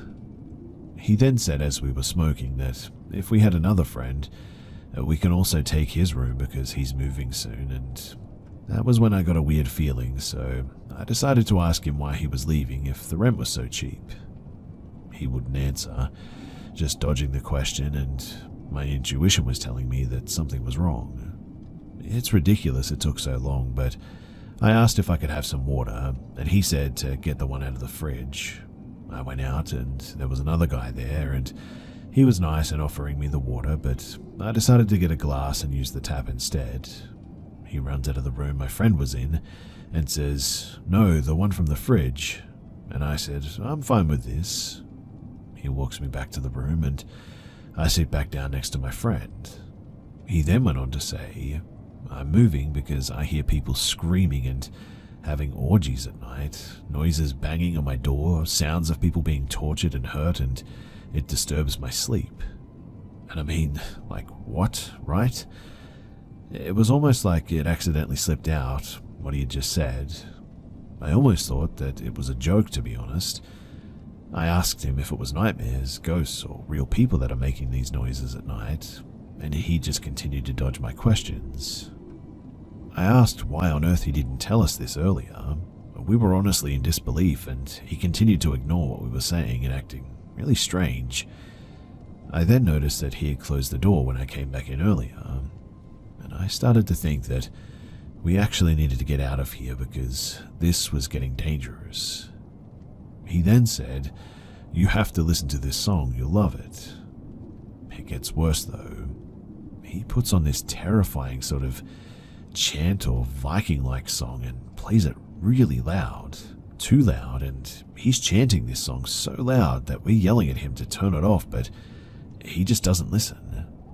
The video is Viking, like people killing other people or something, and we're begging him to turn it off because it's terrifying, and why would he or anyone like that sort of thing? I mean, it was barely music. He turns his face to us fast and screams maniacally with his teeth showing. His tongue was out and his eyes were wide too. It was the most distorted face that I'd ever seen. He didn't look human, in fact. No sane person would act like that anyway. My fight or flight response isn't really all that good, so I sat there laughing, sort of just frozen in fear, I guess. My friend, on the other hand, was in fight mode. She threatened to beat this guy up if he didn't let us out right now. I ran to the door and he ran at me, so I froze in front of him and he went to open the door because it was locked.